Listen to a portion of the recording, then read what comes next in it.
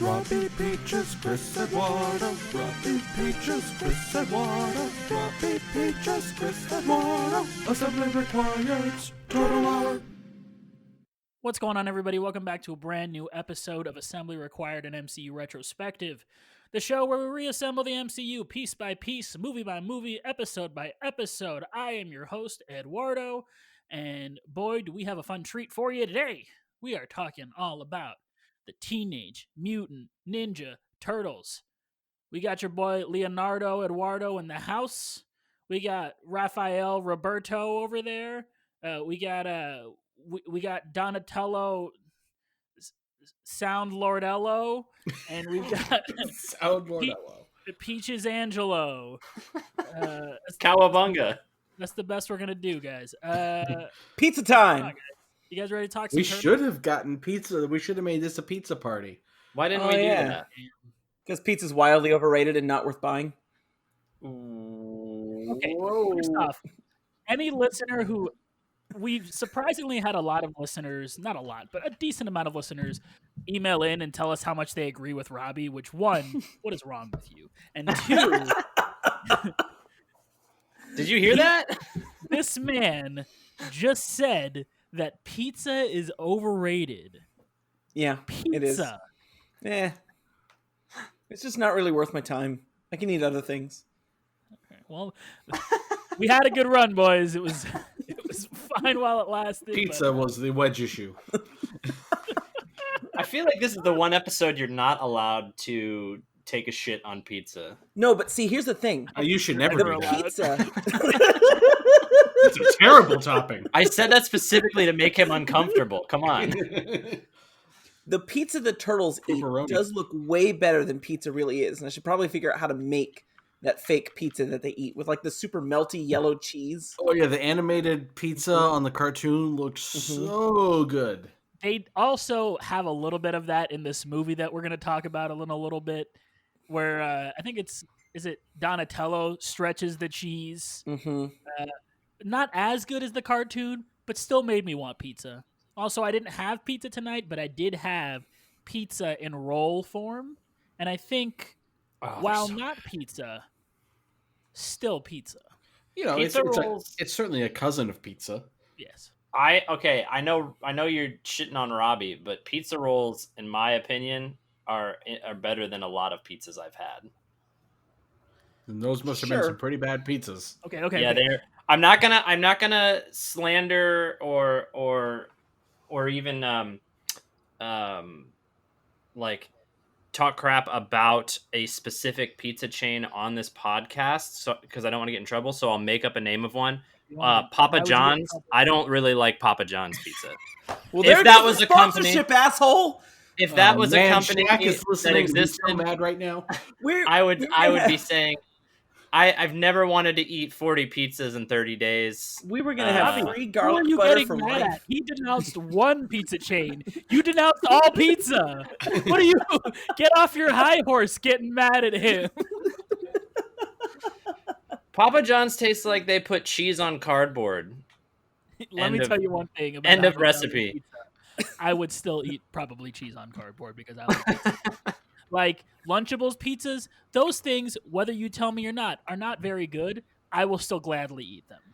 Those are a staple, man. You can't Lunchables pizza creation things. Those are so good. The sauce specifically. You remember the dessert ones where it was like chocolate Yeah. icing and M&Ms? Yeah. I know Angela and Danny were reminiscing about that over Christmas. I walked out in the room and they're like, "Oh yeah, remember the dessert pizza?" I'm like, "Oh yeah." Okay, here's an important question: pizza rolls or bagel bites? Ooh, bagel bites. Pizza 'cause rolls. You're not Bagel going to bites. burn yourself as easily. No, it's pizza rolls. It's You guys are bagel bites. wrong. The pizza rolls are good. Don't get me wrong. I like bagel bites, or excuse me, pizza rolls. But bagel bites, pizza in the morning, pizza in the evening, pizza at supper time. I You listen. got pizza on a bagel. You You get have pizza pizza anytime. I respect and appreciate what you just did, but I have a personal story. I used to walk to school for like 3 years straight. I walked to school, and I lived in Michigan, so I walked to school in the winter too. And to keep my hands warm and eat breakfast at the same time, what I did every morning was I would microwave like 6 to 8 pizza rolls, and I'd put them in a little Ziploc baggie. And when I was ready to walk to school, I would take them with me and hold them in my hands, and they keep my hands warm. And then I would eat the pizza rolls slowly on the walk, so I got breakfast and had warmth on my walk. That's So you can eat pizza brilliant. rolls anytime too. You also had to eat them slowly because as soon as you bit into them, it was liquid hot magma that came out. And Yes. so you had to intentionally eat them slowly so Yeah. that you wouldn't scorch your entire mouth. When you You'd think raise raise about your your it, hand in hand. your mouth and ever bite the corners off kind of in your mouth and just Yeah. kind of Uh-huh. let it cool down in your mouth before you bit into it. No, you do Listeners- you throw the whole thing in your mouth, you bite a little bit, and then you go. Uh-huh. Listeners, raise your hand. We can't see you, but we'll feel you. And everyone, every host on this podcast, raise your hand if you are over 25 years old and you still bite into a pizza roll knowing how hot it is every time. I haven't had a pizza roll in a long time, but if I did, I would definitely bite into it too soon. y'all are crazy. Yes. I never learn. Now, if we're talking about pizza, I'm from New Jersey, and that means I'm very particular about pizza and the local pizza joints. But I will say, That classic Hoboken pizza. Yeah, I was about to say that combining pizza and a bagel Look- just sounds like the way to get peak New York smarm. I mean, yeah, it kind of does, right? But yeah, I mean, I'm personally a fan of New York style pizza, and back in my hometown, there's like the local pizza joint that's my favorite, which I haven't had in so long, and it makes me sad.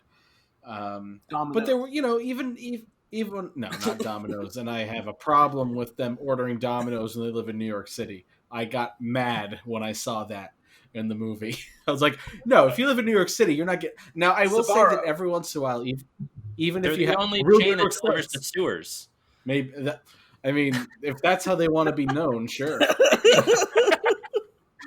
And they get there late. Yeah. But I will say that even when I lived in a town with a great pizza joint, every once in a while you want garbage and you order Pizza Hut or you order Domino's because it's kind of its own thing. Like sometimes you want a stuffed crust pizza, meat lovers from Pizza Hut or something. Not always, but every once in a while. But let me ask, New York style, Chicago style, how do we feel about that divide? This is the pizza episode now. Can you excuse me from being a complete pleb and just, for the listeners, describe the difference between those things? New York style is your basic thin crust, kind of floppy, and Chicago style is the deep dish. Yeah, and it's pie crust, and then they kind of mix the toppings with the cheese, and then ladle the tomato sauce on top of that. So it's almost like a big cheese pizza casserole. Yeah. So in my opinion, there is a whole rivalry between Chicago pizza and New York pizza, and for me, I prefer the New York style pizza, but sometimes you really want Chicago style because it's its own thing. Yeah, I feel like they're too different. Talking to New Yorkers about pizza is how I get them to understand where I'm coming from with chili. Yeah, that's a good example. Yeah, there's a clip from the Daily Show of Jon Stewart going off on Chicago pizza and how it's not really pizza, and you could certainly make the argument that it's not really pizza because it is very, very different from what we think of as a pizza. But New York style pizza is different than the pizza they make in Italy too. So Eduardo, what's your answer? So, it's New York style. I prefer New York style pizza, but I will say I one time had a 3-hour layover in Chicago, and we definitely left security, took an Uber to Lou Malnati's, which is the good Chicago pizza place. So good. And we brought it with us through security, and the security guards were like, yo, give us some of that because it looks so good. And it was one of the best things I've ever had. So who knows? Yeah, sometimes, Who knows? if you think of them as different things, it's like turkey burgers. Turkey burgers never going to be as good as a regular cheeseburger. But if you think of it as a separate entity, sometimes it's good. That's what I think about American cheese, and Robbie hates that. I think American cheese is not even cheese. It's like a correct. sauce. It is only meant to be eaten at very hot temperatures, and the second it leaves that temperature, it shouldn't be eaten once again. Mm-hmm. But like today, I had a ham and cheese sandwich where I had Swiss cheese and American cheese, and the American cheese was like this fun cheese sauce, and then the Swiss was like the stringy, like pulley cheese, and it made a perfect press sandwich. Thank you, Mom, for the sandwich press for Christmas. Ah. Aw. Okay, so American cheese. As I- her second recently adopted son, I am also enamored by this. American Cheese is my favorite Goosebumps book. My grandparents used to live in South Carolina, and whenever we would go to visit them, we would go to this one Mexican restaurant, and they had the best queso. Loved it. So one day we asked them, "What kind of cheese is it?" And they said, "It's just American cheese. It's white American cheese." I'm like, "You're lying." But apparently a lot of Mexican restaurants do this, where they use white American cheese and jalapeno and milk or whatever in their queso dip, and it did not compute in my brain. At least in this case, it's not So like Probably a cost hamburger. effective.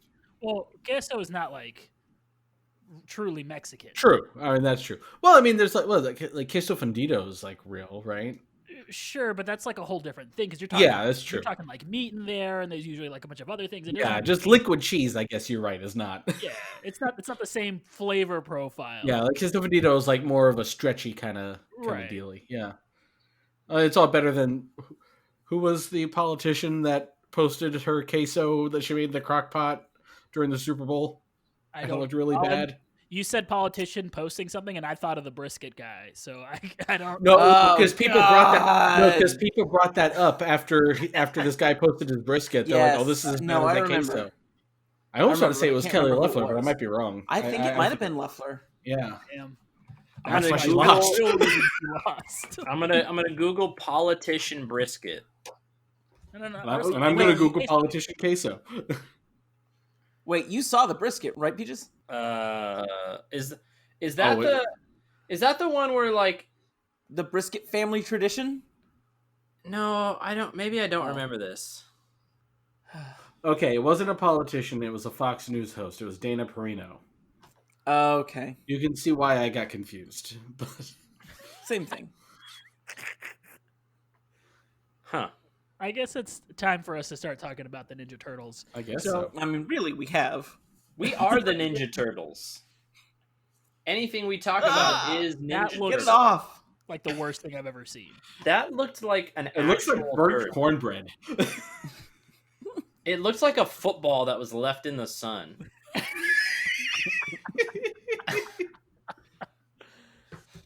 All right. So we're going to be talking all about the Ninja Turtles today, including we're going to go through the 1990 film, but we are talking about the Turtles in a very broad sense today. And we're going to broadly talk about a movie, but it's not going to be a movie focus. We're just going to talk about the Turtles in general. So they started off in a comic book. There were two guys, Kevin Eastman and Peter Laird. 1984, they had a house in Dover, New Hampshire, where they would write their comics, and they had a comic name called Mirage Comics, but it was just out of their like house that they owned. They would do it in the like living room. I just watched a documentary on this 30 minutes ago, so I am fresh And with didn't knowledge. tell me that it existed, so I didn't get to watch it yet. And they were trying to make comics, and they kept getting rejection letters. And one night, after so many rejection letters, they were both like in really bad moods. And so one of the guys was like, "You know what? I'm going to cheer you up. I'm just going to draw something stupid." And he drew a Ninja Turtle. And he showed it to the other guy, and the other guy thought it was hilarious. So he's like, "No, let me do one." And so he also drew a Ninja Turtle. And then the other guy was like, "Oh, so let's just write Ninja Turtles at the top." And the other guy was like, "What about if they were teenagers and mutant?" And that's how you got Teenage Mutant Ninja Turtle and then the Turtles. They just were just like messing around, being stupid. Was this the Toys That Made Us that you were watching? Yes. Yeah. Okay. Yeah. My roommate talk- just watched that. They talk heavily about the creation of the Turtles there and about just kind of like their timeline. Yeah, they thought it was really funny, so they decided to do it. Inspired by the works of Frank Miller, they expanded the team to a group of 4, each specializing in a different weapon and named after Renaissance artists. Originally, they all had red eye bands. They were all red. And then eventually, when they signed their toy deal with Playmate, Playmate was like, we need to differentiate these guys when they started doing the cartoon. And so they ended up giving them the different things on their the eye band things, Yeah. mask. Headbands. It's with crazy. It's crazy how iconic their colors are. Like, you can just, with so many people, you can just put blue, red, orange, and purple, and people know what that's a reference to, and that's not even their original. No, they were originally Color. just all Yeah, Raphael. They were all red. Yep. Yes. So TMNT directly alluded to the world of Daredevil. The mutagen that created the turtles comes from the chemicals that hit young, though unnamed, Matt Murdock in the face, blinding him and making him anthropomorphic. And making them anthropomorphic, excuse me. Their master is named Splinter, similar to Murdock's stick, and they fight a shadowy gang of ninjas called the Foot, as opposed to the Hand. So there's tons of inspiration. Another very interesting point, Kevin Eastman and Peter Laird both had a giant admiration for Jack Kirby. They were both Jack Kirby aficionados. That's they cool. thought he was the end-all, be-all of comics. And so a lot of their style is influenced from Jack Kirby. So that explains the Technodrome, I think, in itself. Oh. And Krang. The Because original Jack Kirby issue- did not create Krang, somebody had to.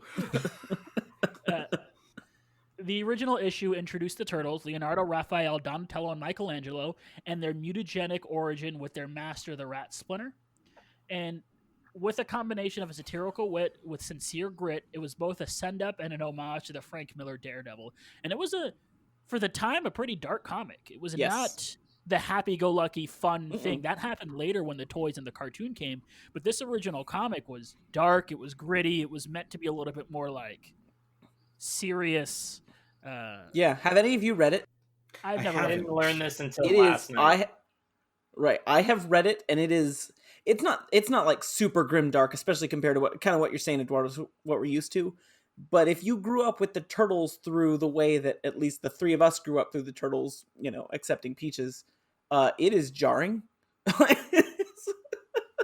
Yeah, I didn't realize it is very. So I won't spoil it in case there happens to be a listener who is just listening because we're all hilarious and doesn't know the plot of the movie. But the thing that happens like right near the very end, I was like in shock about, and I was watching this with my roommate, and he was like, "Yeah, that happened in the comic too, the very first one," and I was like, "Yes, how is that possible?" And he's like, they used to be very dark. Yeah, and the movie is way less violent than the comic. Oh, yeah. Well, that goes back to, my understanding is that goes back to this toy deal that they made, because Eduardo said it, and also my roommate basically told me the same thing yesterday, where they needed to sign this toy deal, and they were like, hey, so we're like marketing toward children, so we're gonna have to give them the weapons. They just can't use the weapons. Yeah. So there was I'm gonna get the guy's name here in a second, but there was the guy that ended up marketing for them. So he found the comic. The comic, when they first released it, sold out within days. And then they had an order for 15,000 of their next comic. By their 8th issue, they had already sold over 100,000 of that issue and were like climbing. And so this guy was like, I want to get in on this. And so he started a marketing company and approached the two creators and said, I want to try to market you to all these different toy companies so we can get a toy line, because I think this would sell like crazy. And so they're like, okay. And so they signed a deal with him, and he's like, do you have any like prototypes or anything that you could like give me? And they had a life-size doll of the Turtles. And so the guy would drive around with this turtle doll in his passenger seat to all the different toy companies and then get laughed out of every single meeting until his very those people are dumb. What? Those people are so dumb. Well, right. And at the time, they would tell him nobody thinks turtles are cool, and the color green doesn't sell. And so what a weirdly specific thing. I know, and that's apparently a thing that was like assumed at that time. The color green was just not a color people bought, apparently, in toys. Who knows?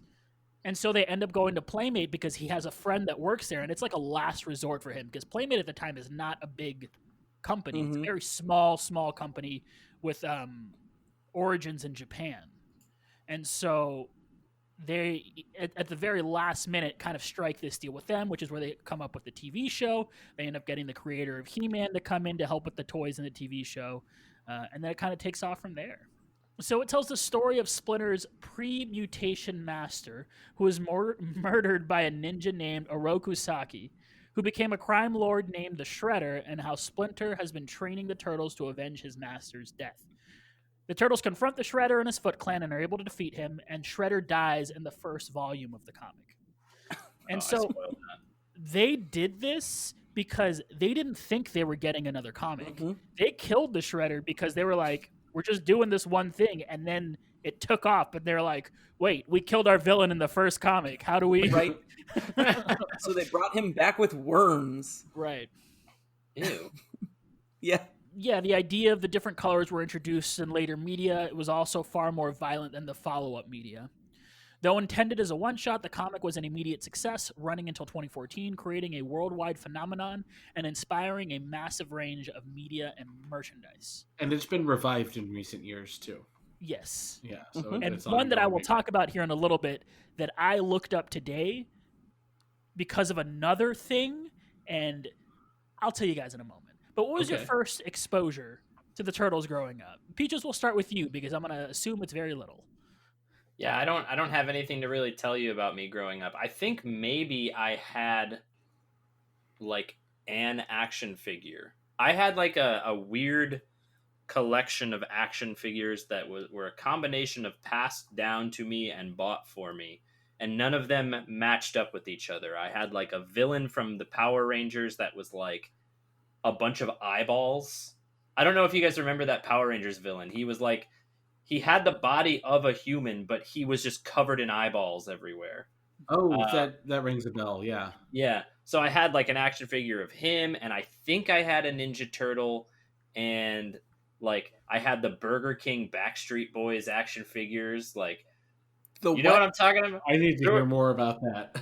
Oh, you don't know about those? So, Burger the King did a episode's about the promotion? Burger King Backstreet Boys now. Look this up right now. Burger King did a Backstreet Boys toy promotion not look thing that up. where all 5 of the Backstreet Boys were like superheroes, and I don't remember what 4 of the 5 of them were, but Brian, like the guy that was the Justin Timberlake of the Backstreet Boys, he was like a basketball superhero. So he like held a basketball in one of his hands, and he was wearing like a blue like vest thing. Yeah, I just found a picture, and this kind of rings a bell.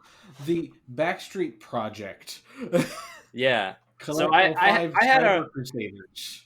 I had a random collection of toys, and maybe a Ninja Turtle was one of them. And that is the complete exposure I've had to them until I was like 20 something years old, and I lived with a guy who's 10 years older than me that is obsessed with the Ninja Turtles. So And for the record, that man, one time I was talking to his now wife, and I was talking to her about what I do when I go into toy sections in toy stores, and she just sat there and she goes, "Oh my God, I'm married to you."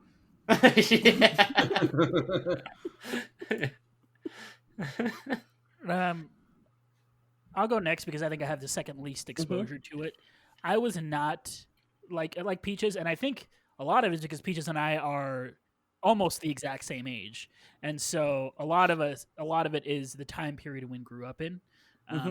I was much more of a Power Rangers kid, but I will say, while I didn't watch the cartoon, I did, however, watch the Teenage Mutant Ninja Turtles live action TV series, which that TV series is very important to the Teenage Mutant Ninja Turtles mythos because it's what caused the creators to split up and not talk to each other for several years. Because the Eduardo's coming armed with the knowledge this episode. So Saban is the people that do Power Rangers. They're the ones that ended up doing the live action Teenage Mutant Ninja Turtles series. And one of the main producers of the show was like, we need to get a girl turtle. Well, Venus de Milo, right? What? Was that Venus de It was Milo? Mona Lisa. Oh. Mona Lisa. Oh, okay. No, it was Somewhere, Venus de Milo. Right? Oh, okay. It was Mona Lisa in the cartoon. Oh, okay. Because she's got the V on her belt. Oh. But either way, she was weird. Yeah, for the Mona Lisa. They were told that they wanted to have a girl. One of the creators was like, I'm cool with it. The other creator was like, I am not cool with it. And that's what caused their big split. Because they wanted creative control for the property. So they ended up making the show. The show did very poorly, but there was a crossover episode with the Power Rangers who were in space at the time and the Ninja Turtles, and that's where I kind of got that. And I was looking up to make sure that I remembered correctly that it was Power Rangers in space. And they this year did a Power Rangers Ninja Turtles comic book in which they flip roles and the teenagers are like ninjas and the turtles become Power Rangers. Oh And wow. Shredder becomes the Green Ranger, like the evil Green Ranger. And Oh, Oh, awesome. that's I awesome. need to Dang. read this comic series. That's I cool. That's I cool. I read, this is tangentially related, but I read the Justice League Power Rangers crossover. Surprisingly enjoyable. I have a few of their Interesting. like the reboot when they started doing these Power Ranger comics a couple years ago, and they're very good. They Yeah, I've heard really really good things about the weird Power Rangers Power comics. Rangers mythos thing. Yeah, It's really surprisingly entertaining. yeah. No, Brainiac takes over the command center. Oh, cool. Yeah, like it's actually got some really cool stuff.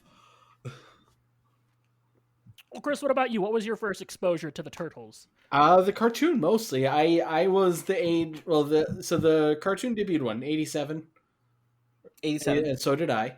Um, but but it was still on when I was old enough to watch TV. So I watched. It was still running. So I watched that as a kid. I was like right on the cusp.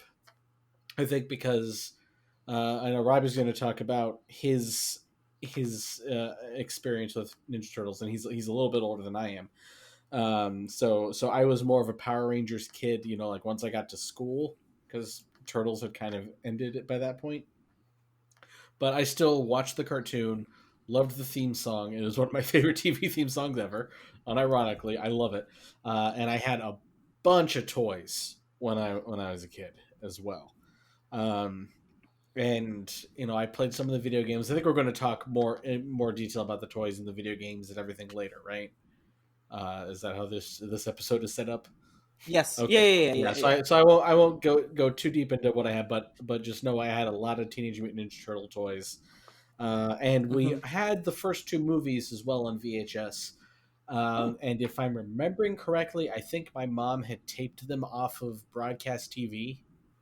I could be wrong about that though, because I just remember that we didn't have the box that it came in like we did with a lot of other movies that we bought. Mm. I remember that she had like this VHS, like you could buy back when VHS tapes were the thing. You could buy, you know, cases for VHS tapes, and I remember we had a bunch of these, and she had like written the names on the side, and she would usually like cut out and like tape or paste a little picture from the movie. Oh, that's interesting. So I remember distinctly on the side of the box, one of the Ninja Turtles, and I think it's a shot of Donatello in the car when he and Casey Jones are trying to fix the car. I think it was that. Oh, that's Like interesting. I remember distinctly, like the turtle with his arm sticking out the window while he's sitting in the truck. That's like this image that just like popped into my head from my childhood while preparing for this episode. But yeah, I only watched the movies like once or twice when I was a kid, but the cartoon I watched quite a bit. Can I read you guys this passage that I just read? Yeah. I was trying to look up Venus de Milo, and it is Venus de Milo, but they do have a new female Ninja Turtle character, and let me tell you her origin. Okay. Because this is before she was a turtle, she was a member of the Foot Clan, a group of ninjas led by the series' iconic villain Shredder. Jenica, who is her name, even attempted to murder Splinter at one point, but that didn't stop Splinter from killing Shredder in turn and taking over the Foot Clan for himself. Excuse me? Though he had good intentions, the Turtles couldn't support their master in his decision to lead the Foot Clan. Since they can remember they were always enemies in their absence, Jenica took on the role of second in command for Splinter, but the situation would sour quickly as the granddaughter of Shredder came back in full force, ready to take back the Foot Clan. During a skirmish, Kairi stabbed Jenica, the granddaughter of Shredder, stabbed Jenica with an enchanted sword, leaving her on death's doorstep. The Turtles, coming in to save the day, try to use an old serum to heal Jenica, but are eventually forced to perform a blood transfusion. Of course, the only blood available is the Turtles. In the final pages of Teenage Mutant Ninja Turtles number 95, Jenica's reaction to the mutant turtle blood changes her physical appearance completely, and she becomes a turtle. Comic books, man. That's some golden age stuff. Yeah, that's how we got She-Hulk. That's amazing. This is incredible. Wow. I And the issue Wow. is now sold out thanks to hordes of fans eager to get their hands on a physical edition of this landmark moment. Truly, Okay. truly a landmark. Truly. I don't get it though, because I've never heard of a Renaissance artist named Jenica. Yeah, that doesn't make sense to me. Jenica Jenny. I don't know who. Well, maybe it's because she wasn't named. Like, she wasn't named. She was like a person beforehand, and then she became a turtle. So that's why she. Well, doesn't she have used to a be full like the name. Pope and pick a new name when she becomes a turtle. Yeah, right? She's got yellow. That's her color, yellow. Okay, yeah, that one hadn't been claimed yet. She's already my favorite. She has like the shredder claws, and she also has a bow and arrow. Wow. That's kind of cool. Yeah. Jenica Turtle. Oh my gosh, I just looked her up and on Google, and it redirected me to like Turtlepedia. Mm-hmm. And if you go to powers and abilities, in this order, her powers are ninjutsu, and then it describes it. I'm not going to describe these things. Then athleticism, and the third power and ability is childcare. What? Well, This is her superpower, childcare. this is why men shouldn't be wiki editors, you know? Jenica was tasked with the supervising and care of the children of St. Robert's Orphanage more than any other member of the Foot Clan or Clan Hamoto that was seen. Ergo, it was her It's superpower. a superpower. That's kind of amazing how awful that is. Yeah. I have found the page in which she becomes a turtle, Whoa. That's weird. Wow. and Leonardo looks concerned. Wouldn't you be? I would be. That's all Robbie- Leonardo did in the movie we watched was look concerned. Robbie, You know. rein us back in. What was your That's first fine. exposure to the turtles? Well, so, and I asked Eduardo to go in ascending order of age because I thought that like when we were born would really kind of indicate when this was a big deal for us, and I think that's apparent. Because I was just the perfect Which is age for Jenica's this was. superpower, That's being true. a parent. God.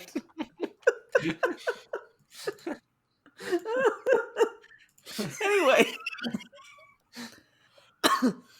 like the Teenage Mutant Ninja Turtles were everywhere by the time I was going to school. It was what everyone talked about every day at recess. Everyone had Teenage Mutant Ninja Turtles toys.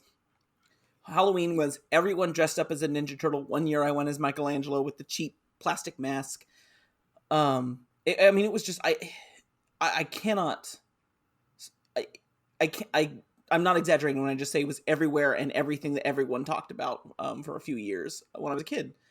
And it's just, so when you were talking about them, everyone turning down thinking it wouldn't sell, that's just so wild to me because it was everywhere. They were incredibly wrong that it wouldn't sell.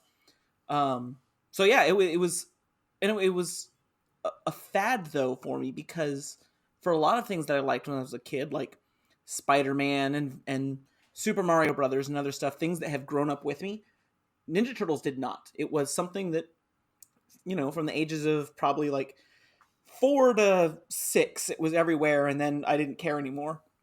And I'm not really sure why it didn't age with me the way other things did. But one thought I have is exactly what Chris and Eduardo said to different extents because of the sort of those age things was Power Rangers. I do remember when Power Rangers started to replace the Ninja Turtles. Like I actually have that feeling of when Power Rangers was what people were talking about and Ninja Turtles was no longer what people were talking about. And I was also at that point just old enough that I liked Power Rangers, but then it was more what people just younger than me cared about. And so it almost does kind of feel like Power Rangers was the replacement for Ninja Turtles. And so if you were born in the mid 80s, it was Ninja Turtles. And if you were born in the late 80s or early 90s, it was the Power Rangers. And I find that very interesting. So I thought that wasn't something I was thinking of when we were working on the episode, but I definitely have thought about it before. And I was glad you guys brought it up. Yeah, I've noticed that, you know, when you're only a couple years different from, a couple years removed from someone else in age, and yet the media you consumed as a child, there will Mhm. be some overlap, but then there will be Mhm. some complete blind Mhm. spots. Like, listen, I was born in '87. I was a little bit too late for Transformers. I know that Transformers was formative for a lot of '80s kids, a lot of kids who were born in the '80s. But it was pretty much done. Now later shows like Beast Wars, I remember like some of the spin-offs later, but the original Mhm. Peter Cullen, Optimus Prime, Megatron, all that Mhm. stuff that was before my time, Right. but only barely before my time. Right. Um, and I feel like and also it would depend on if you had siblings or not. Right. So my brother and I are about 5.5 years apart, which means that I feel like I have a bit more knowledge of stuff that came after me than maybe I would otherwise, Mhm. and vice versa. He grew up with, like he doesn't have the same connection to Power Rangers that I was obsessed with Power Rangers as a kid, but I'm sure he could tell you a lot about Power Rangers, even though he was. I know Power Rangers is an ongoing franchise and has rebooted itself like. Yeah. What was his thing? I'm not sure what his thing. Yeah. What was his Power Rangers or Ninja Yeah, Turtles? that's a good question. Uh, Pokemon. yeah, yes, I'm absolutely gonna is what it slide was. in here and say Power Rangers was also my thing. So Yeah. Okay. I No, even but- brought it up at work yesterday. So But no, you're right. Pokemon was the big thing, and granted, I was also of the age where I enjoyed Pokemon, and having him as a little brother kind of allowed me to enjoy it maybe a little bit longer. And I say a little bit longer, like we don't all still enjoy to some extent Pokemon right Right. now, But I remember when Pokemon was a fad, and it'll be gone in 2 years, and now it's celebrating its 25th anniversary or something like that. If I you want to remember feel like an ancient beast, before the Pokemon trading cards came out, they had these Lunchables, and on the back of them had little Pokemon tokens you could cut out, and those were everything at school. Everyone was trying to collect as many of the little Pokemon tokens from the back of Lunchables boxes as they could, and then eventually the cards came out, and then eventually the cards got banned at school because anytime anything becomes popular, it gets banned at school. Like my school had banned yo-yos. I don't know if that's what Okay. your guys. So my were school people was doing yo-yos in the middle of social studies? Like, they banned yo-yos. You couldn't bring a yo-yo to school. But one year at the book fair, they sold a book about yo-yos that came with a yo-yo. So you could buy the book with the yo-yo, but then you couldn't use the yo-yo. Yo, dog, I heard you like yo-yos. too bad. that's rough. Yeah.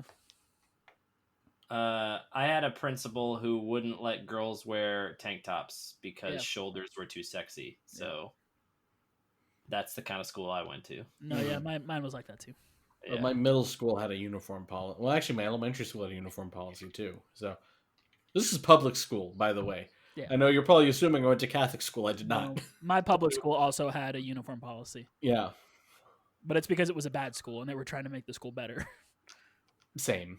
I went to school in Florida. There we go. Okay. They have I schools say here? yeah, to an Yeah, extent. that's where I learned how to run away from an alligator. Yeah, zigzags, baby. Oh, Yeah, man. that is important to know. Yeah. I know for the listeners, since earlier I said I'm from New Jersey and now I'm talking about how I went to elementary school in Florida, I moved around. It probably doesn't need that much explanation, but there's your explanation. I moved. It happens. My dad changed jobs. Yeah, I went to school in Florida, Texas, New Mexico, and Washington. So Yeah. Just Florida, New Jersey for me. And I went back and forth, sort of, if you count college. So TV shows in general, were there? So we've already talked about. You guys have already said you watched the cartoon, right? Mhm. Peaches, you didn't really watch any of the TV shows. I only watched the live action series like a handful of times. So I think we've got yeah, and I it's been also rebooted many watched- times since then. yes. And the 2012 reboot, which I watched, was actually good. I think it's the best version of the show. The animation isn't fantastic because it's like Nickelodeon CG. But in terms of storylines and humor and voice acting, it's fantastic. Was that the one with Ben Schwartz, or was that the more recent one? That's the more recent one. I think the more recent. That's the more recent. Because one. Ben Schwartz, I don't know how he has cornered the market on rebooted versions of classic cartoon characters who wear blue, or are blue, because he's been Dewey Duck, he's been Leonardo, and he's been Sonic the Hedgehog. Who's And next? that is just a really weird niche market to Wait, did you say BB-8? I didn't say BB-8 because that's not a reboot Okay. of a character that wore blue. Oh. But yes, he was I guess that makes BB-8 sense. as well. Blue 8. Yeah. No, but So, the 2012 version happened after they sold. So they ended up selling the creator and his partner, the two guys that ended up creating the Turtles, split off one year, and one of them sold his stakes to the other guy and was off doing his own thing. The guy that didn't want the girl turtle, he was the one who remained with the company and with the Turtles, and finally sold just before this. He sold it to Nickelodeon.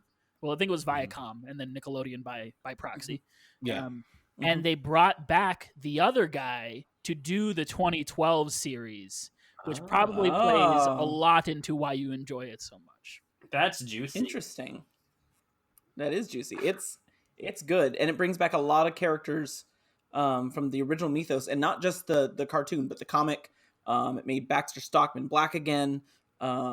It brought out characters from the toy line that were never in the cartoon, but all in kind of rebooted ways. It was really good.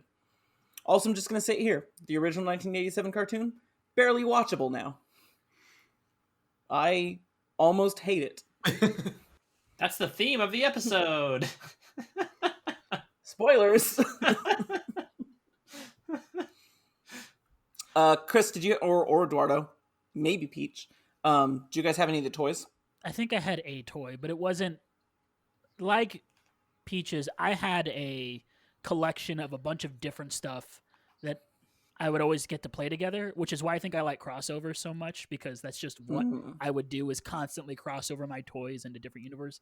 And speaking of, I had a bunch of the Beast Wars that Chris mentioned earlier. I had a lot of those toys. I had a big stingray that would transform into a guy, and like, oh, I want that. yeah, it was really cool. Is that why you're a Rays fan? Yes, Because of the stingray. because toy? of the stingray Okay. and the toy. Yes, that's it. You've found it. I also, and I will die on this hill, that the Transformers toys at McDonald's were the best toys Those Yeah. were whenever cool. they yeah. were out. Yes. Yeah, wait, who disagrees? I Yeah, don't those know, are but pretty I am cool. just saying that. Okay. The Super Mario Brothers 3 toys, and yes, I'm old enough to remember the Happy Meals Super Mario Brothers 3 toys, but those are really good, but I think I'd still take the Transformers. I'm trying to find. I'm just looking on Google right now at Teenage Mutant Ninja Turtles toys to see if I can find one that I had. I want to say that I had Leonardo, because I'm trying really hard to think about like Kid Peaches and what Kid Peaches thought. And here's a super nerd fact about Peaches. I used to be really into swords. Like, I asked my family to subscribe to sword catalogs, and I would get like a monthly catalog of different types of swords that you could buy, because I used to want like a wall in my room with like swords on display. My so favorite. while we were all trying to impress girls, you were studying the blade. I had God and anime on my side, and nobody could fuck with me. I'm just kidding. I didn't have either of those things on my side, but I was alone.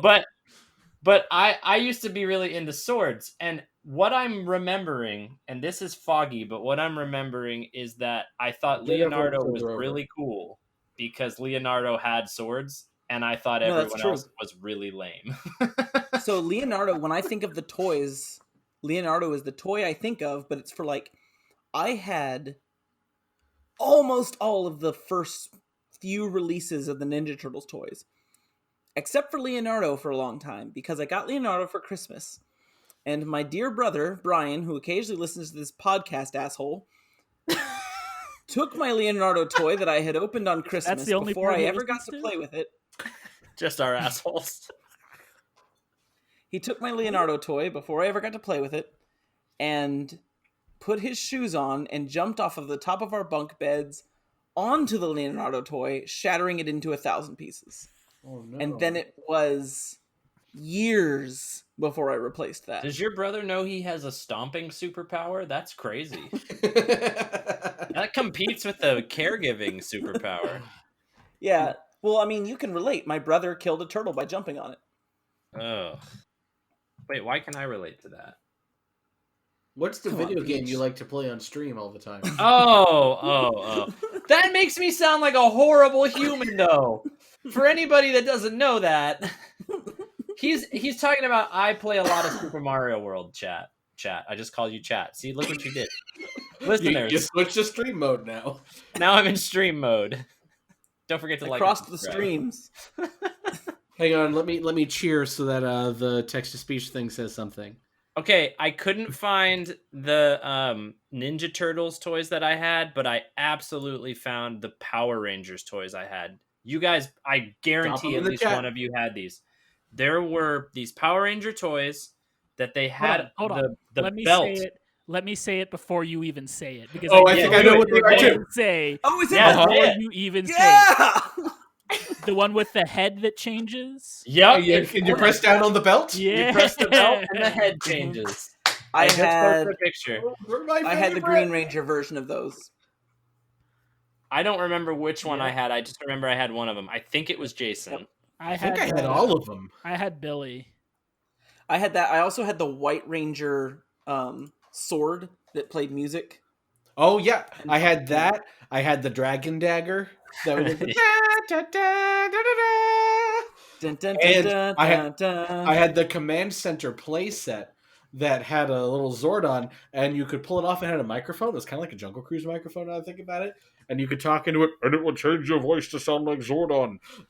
Yo, did you guys And have... do you know what it did? Do you know what it did? Sorry, the command center. You could take those toys with the changing heads, and you put it on the platform, and when you would slide it down into the command center, as it went down, it would flip it from their heads to the helmets. Oh, that's clever. That That's is clever. cool. It was Did you real guys- neat. Did you guys have the Megazord that you could break apart into the 5 different Yes. No, but that individual sounds cool. swords? I That had was that. the coolest toy. I had the originals, and I had the Dragon Zord, and then I had the Thunder Zords too. Oh, that's cool. God, we're such nerds. I love And it. I remember one time because we had a toy room, and the Thunder Zords. Not only could they become the Thunder Megazord, but they also had like this platform where they could turn into like this flying thing.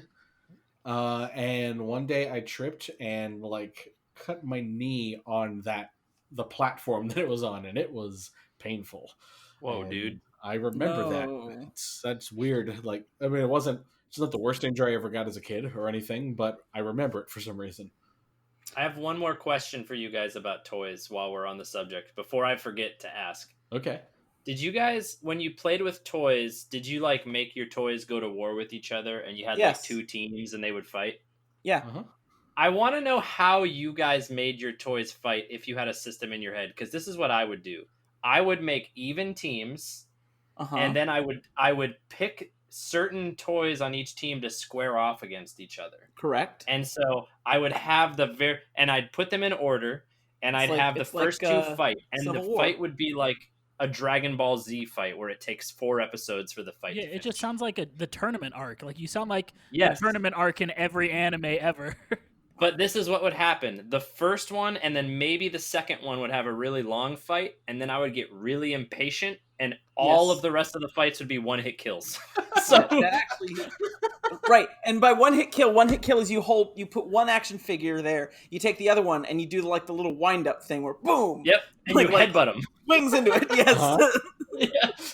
Yeah, that Yes. sounds about right. correct. Okay.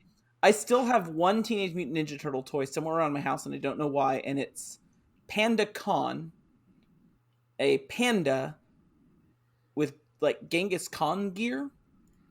Makes They sense. went on some. Sure. I mean, they went off. If you guys ever look it up, they went off some weird tangents after a while. Like I had one of them was an astronaut, and one of them was a sailor. I had those.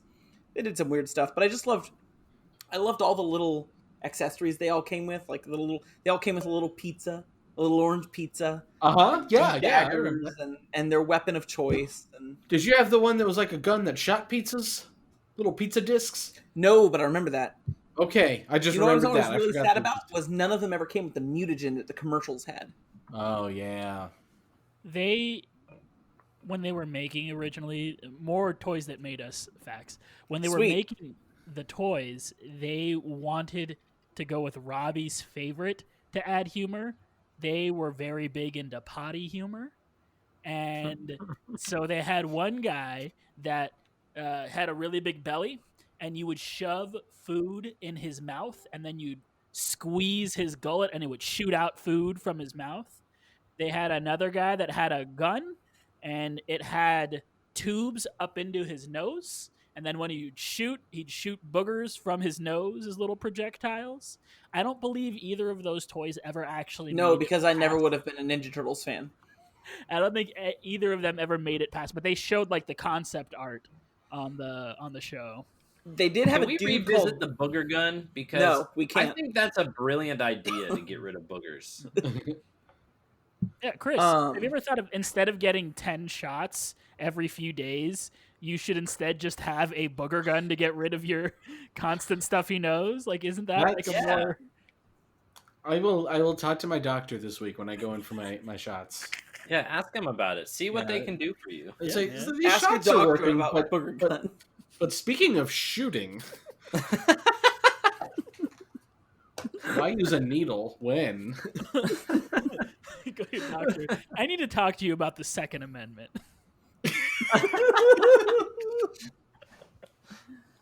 The right They to did bear have- boogers. I did have a toy called Mutagen Man, and he was a giant, like, mutagen tank with arms, and all his body parts floated freely in the mutagen tank. Isn't that a They Might Be Giants song? Mutagen Man, Mutagen Man. Mutagen Man meets Shredder Man. Thank you I for know going with that. Istanbul, and I know Because of Tiny Toons! the one that I played at your house when I visited you. Oh, Dr. God. Worm. Yes. Because of You Tiny guys- Toons!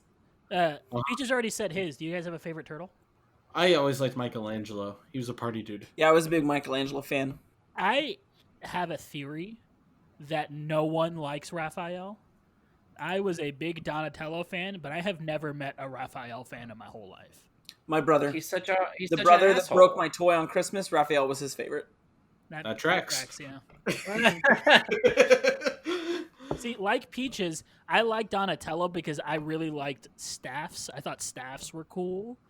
And so I just thought Donatello The was bow cool staff. because Yes. of his bow staff. Whenever, to this day, anytime I see a bow staff, I think about the back of the Shredder toy, the little cardboard backing that told you about the toy. And it said his favorite weapon was the bow staff. And I always thought that was weird because he clearly likes cutting things. Why is he using a blunt weapon? Also, the toy didn't even come with that blunt weapon, so stop. As an adult, I would like Donatello the most though because he's the nerdiest. Like he's a smart guy. I think as an adult I like Donatello more. See, I'm the opposite. As an adult, I like Michelangelo more. Because I just like how I like his vibe. Like, I like his energy.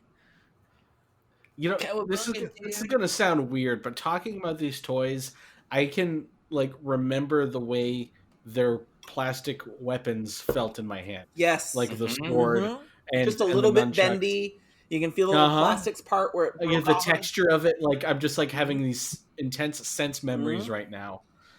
Oh god, I had so many of the toys, man. Yeah. Did you guys see? I posted in the chat. If you look right in the center, that's the Power Yes. Rangers eyeball villain I was talking I about. remember. Yeah, I I remember had that. that toy. I had that toy. I Yeah. also remember this pig head guy with the Roman helmet. Uh-huh. He sticks out to Yep. me as one that I remember vividly. Okay. I remember him from the show. I don't think I've seen that toy.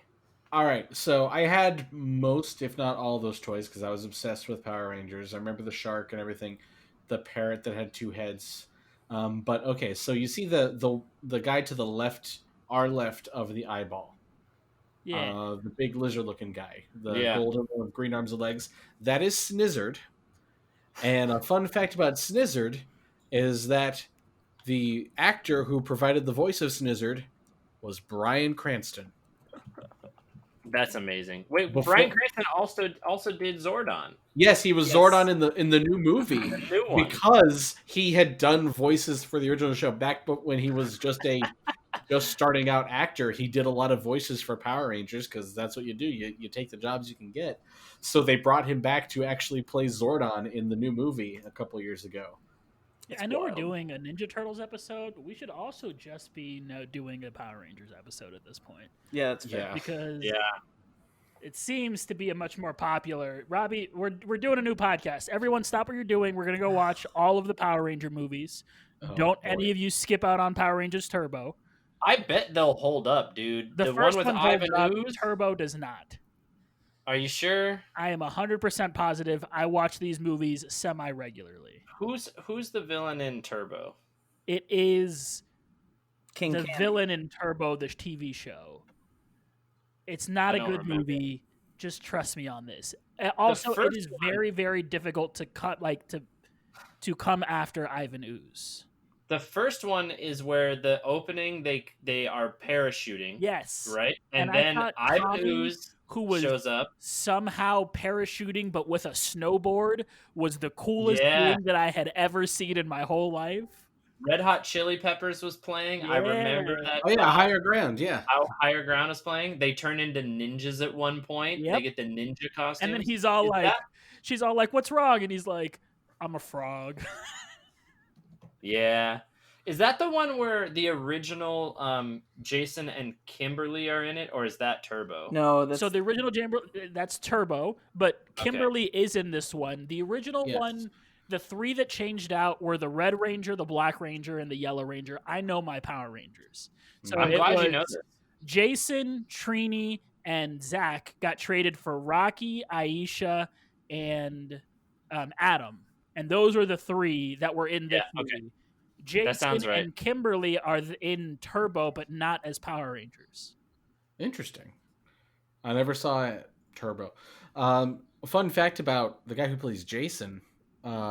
He retired from acting, and I believe he is now an EMT, which And- means Tommy is a cage fighter.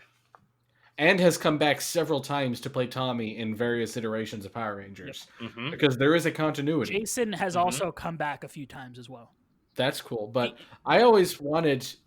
Not that I ever want to get into an accident or anything, but if I'm ever in wherever he is now, I would love for him to be my EMT so that when I'm in pain, I could lean down and ask him, for medicine by just saying, "It's morphine time."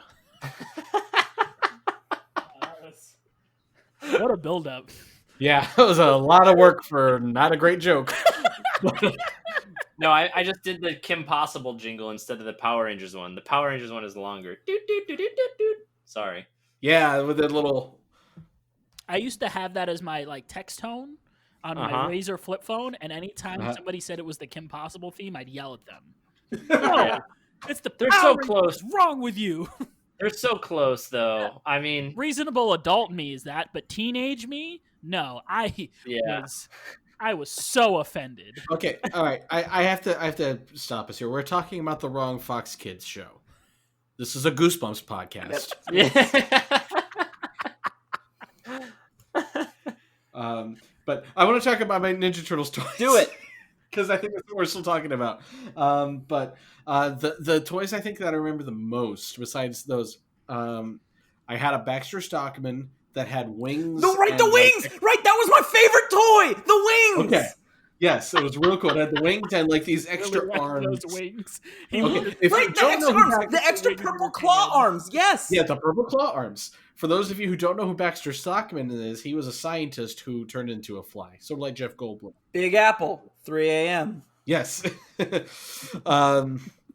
I also had my favorites, kind of in the same vein as the Power Rangers toys. There were these mutations of the Ninja Turtles.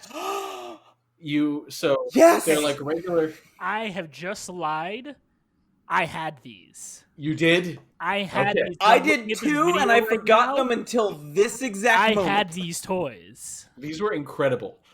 You would they look like a Put it Ninja in the Turtle. picture. but you could pop open the shell, and inside the shell, so first of all, it had the regular Ninja Turtle head, but you could lift it up and flip it around, and there was a regular turtle head. So you could flip that.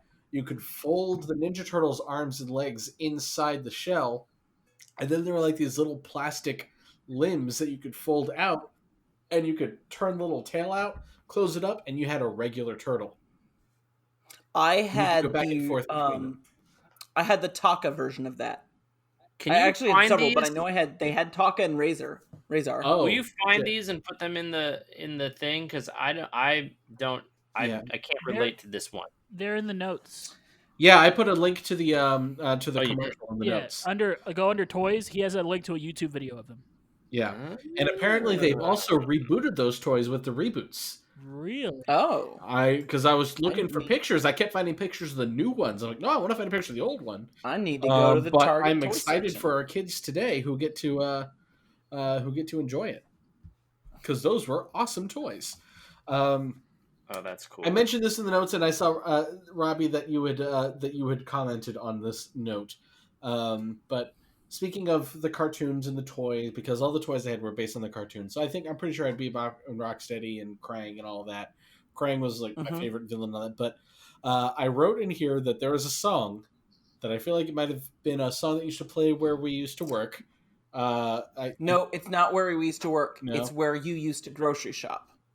Okay. Yes, Okay. it is not a tunnel song. It's a public song. It's a public song, okay. But the chorus of the song goes, "You better be ready to rock steady." And every time I hear that, I think of Bebop and Rocksteady, who were the pig and the rhinoceros henchmen that worked for the Shredder. Yep.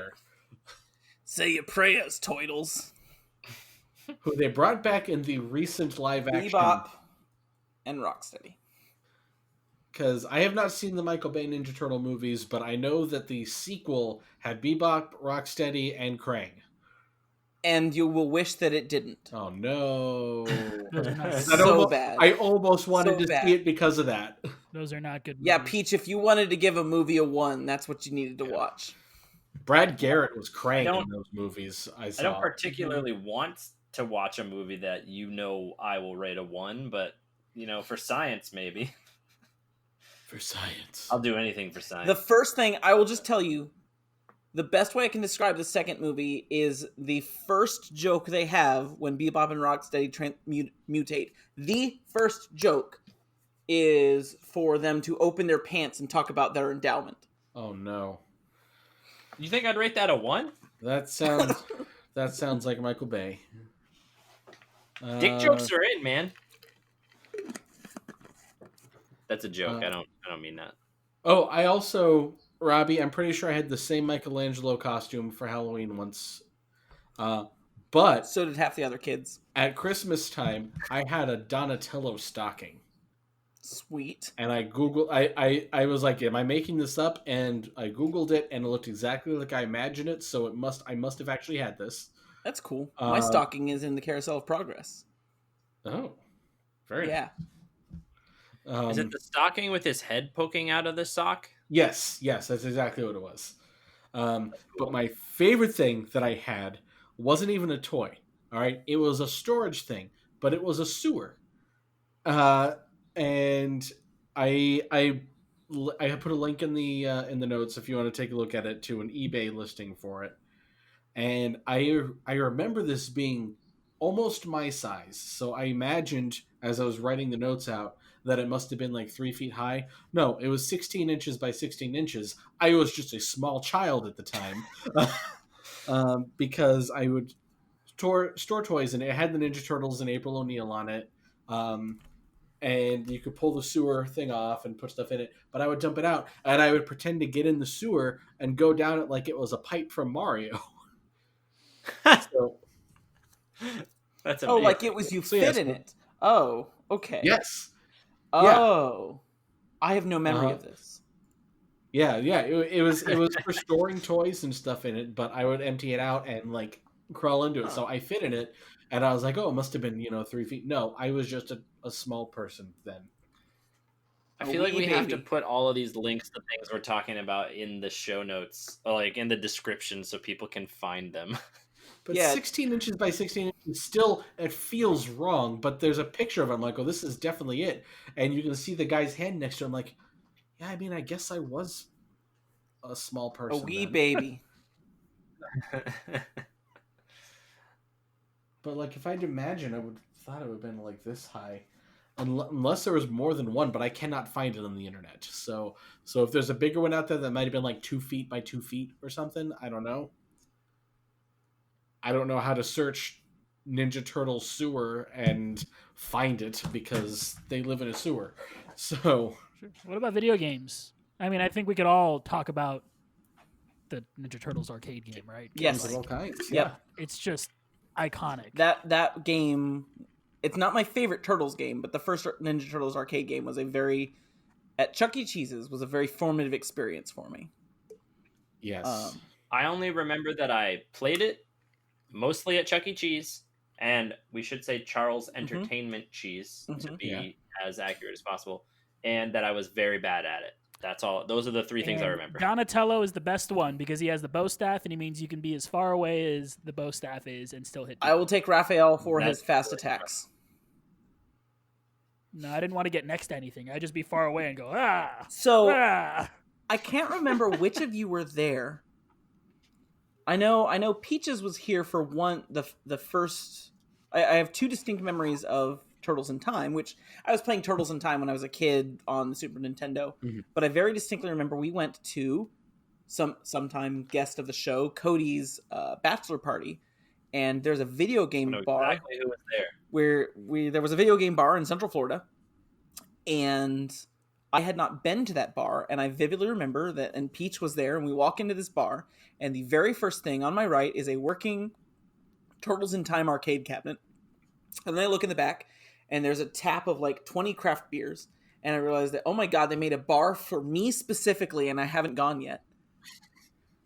And then we went back later, and I think a couple of you were there, but I just remember getting at that cabinet and with three friends playing through, except for, well, Peach was there and then he tapped out and someone replaced him, but playing through the entire... It was me. Mhm. Before I tapped out, it was me, you, and our friends Adam and Jason. Got it. Yes, you're right. Yep. Mhm. And fulfilled my lifelong dream of me and three friends just playing through the entirety of a Turtles in Time arcade cabinet. But I love that game, and the whole beat 'em up, the whole side-scrolling beat 'em up genre, like, they're fine games. They're not great important games. They're fine, and they're all the same. So the importance of the game is how good is the window dressing, because you take this exact same game and it can be River City Ransom or Double Dragon or The Simpsons or, Teenage Mutant Ninja Turtles. Streets of Rage. Right. What makes it Scott Pilgrim. right? What makes yes, X-Men. yes. Just keep That's interrupting. right. Yeah, that's another one I remember Yep. playing. Keep interrupting Robbie with new ones. No, please do. Castle Crash. Do it for the rest of the show.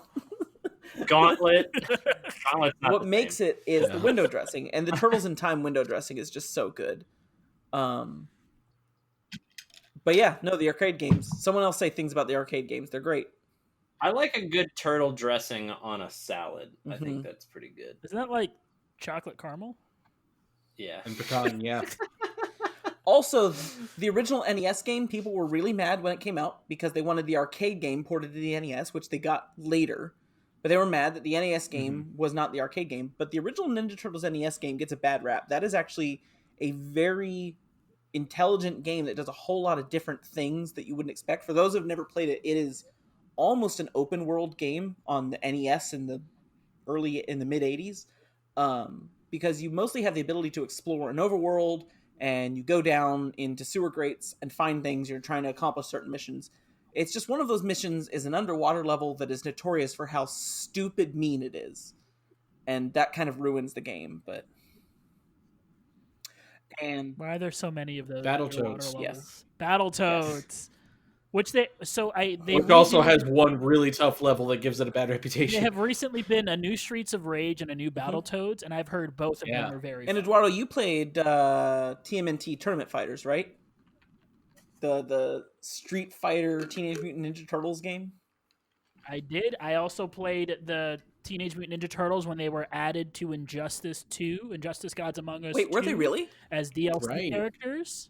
Okay. This is just a few years That's ago. cool. Yeah. Yeah. So you can play That's DC. cool. You can fight as Harley Quinn fighting one of the turtles, and so the turtles are one character, and so you call in like assists from other turtles. But the turtle that you are currently playing, you get to pick at character select, and they all play a little different because of their different weapons. But then their That's awesome. assists are their abilities are calling in the other turtles to do assists. That's pretty cool. Yeah. Unobscure turtles. No, go ahead.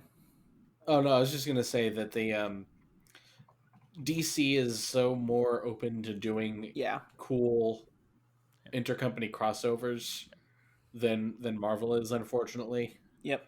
I wish that Marvel would do more of those, because that's how we got stuff like Archie meets Punisher and stuff like that. But there, I sent a picture to you guys in the chat earlier. But there was a Batman Ninja Turtles crossover comic a few years ago that actually got turned into And an a cartoon. animated movie as well. Yeah. But which has the legendary panel of Batman and Raphael standing in the rain in Crime Alley, and Batman saying, "This is where my parents died, Raphael,"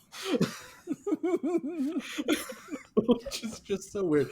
But yeah, no, I never. So I played the arcade games and the NES games, and I feel like I remember playing Turtles in Time on the SNES as well. I never owned them, but I rented them. But in the arcades, like the games I like to play the most, I think, were Ninja Turtles and The Simpsons. And I have a similar memory at that same bar of playing through The Simpsons with people. And I can't remember if any of you were involved in that or not. I feel Was like that with Kat? I think that was with Kat. So not it me, might have been, but I think it was with my wife. Yeah. Yes. No, that sounds right. Because she loves that game. Yeah, it's such a good game. But yeah, the Ninja Turtles game was great. And I know that there have been other Ninja. I never played the Street Fighter one. I know that there was a Smash Brothers clone that was Turtles as well. But yeah, no, the arcade game is the big one that looms large in my head. Yeah. As far as memories, and like you said, the beat 'em up genre gets a little bit interchangeable. So I think I've conflated some of the memories of Turtles in Time and the NES game with the arcade game in my head as well. That's the rare game where the console port was better. It has more levels. It's two video game. Go ahead. You can get one of them now. Arcade 1-Up did a Turtles in Time. Yes. Arcade 1-Up machine. Yep. I got to get two other Turtles video games thoughts. I had a very obscure, I guess relatively obscure Game Boy game. It was Teenage Mutant Ninja Turtles 3 Radical Rescue that I bought for the Game Boy because my mom told me I could get a Game Boy game, and I picked the one that had turtles on the cover.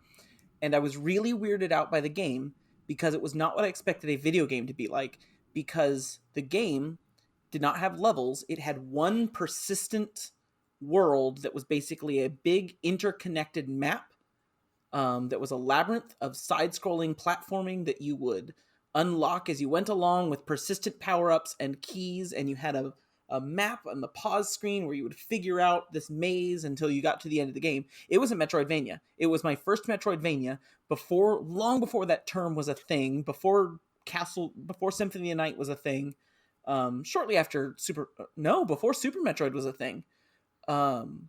So after regular Metroid. Yes, after regular Metroid, which did not have a map. So True. I hadn't thought about this before I started opening my mouth. It might have been the first Metroidvania that had a map, but you'll never see it talked about with Metroidvania stuff.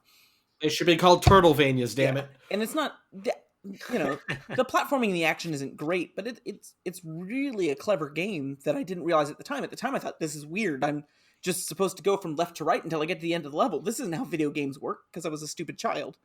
But now I realize that it was my first entry into what's now one of my favorite genres. What's very interesting is the power-up system, and you don't get missiles or spells or whatever.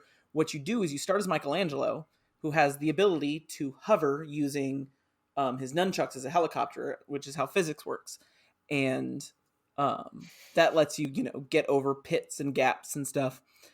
Well, what you do is you rescue all the other turtles. And so that the ledge concept of Metroidvanias, and for any listeners that don't know, what's a common concept that's used in Metroidvanias is you'll go to a ledge that you can't get to, and you're supposed to, it sticks in your mind, and then later it's almost always a double jump.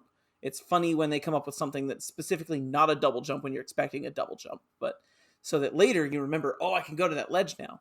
Well, where Radical Rescue did that same concept, but instead the powers were rescuing the other turtles, and you could switch between the turtles because they all had different skills. So Raphael would be able to go into his shell and go through holes, which is literally it was the morph ball. Donatello and Leonardo could dig into the ground, and Donatello could climb walls with the turtles' suction cups. But anyway, it was really good. Teenage Mutant Turtles Radical Rescue, never talked enough in Metroidvania talks. And then the other thing is, I have one more Ninja Turtle game. Oh, no, you go you first. go first, because mine is more of a wrap up. I was going to bring up Paper Mario. If anyone remembers the original Paper Mario on Nintendo 64. I know where you're going with this. I forgot about this. I know. Yep. There is a set of bosses called the Koopa Brothers. And it is made up of the green Ninja Koopa, yellow Ninja Koopa, black Ninja Koopa, and their leader, the red Ninja Koopa. And they are Koopa Troopas with different colored shells, and they wear bandanas on their heads. And they are basically the Ninja Turtles as Koopa Troopas. I forgot about that. Yeah, I like that. I like that boss. As we have this conversation, I realize that the Ninja Turtles aren't used in video games enough. They're a very natural fit for fighting games. There should be a Ninja Turtles RPG, like maybe an action RPG like X-Men Legends, or maybe just a real RPG, but with the characters and like a team-based game would make a lot of sense. And it has such a massive array of characters to use. I don't know. Yeah. There should be more Ninja Turtles games. There's no reason that Ninja Turtles games should have disappeared. Agreed. Eduardo, I won't interrupt you anymore. That's a lie. I'm sorry. Yeah, you liar. No, yes, you will. This is Interrupted Eduardo, the podcast.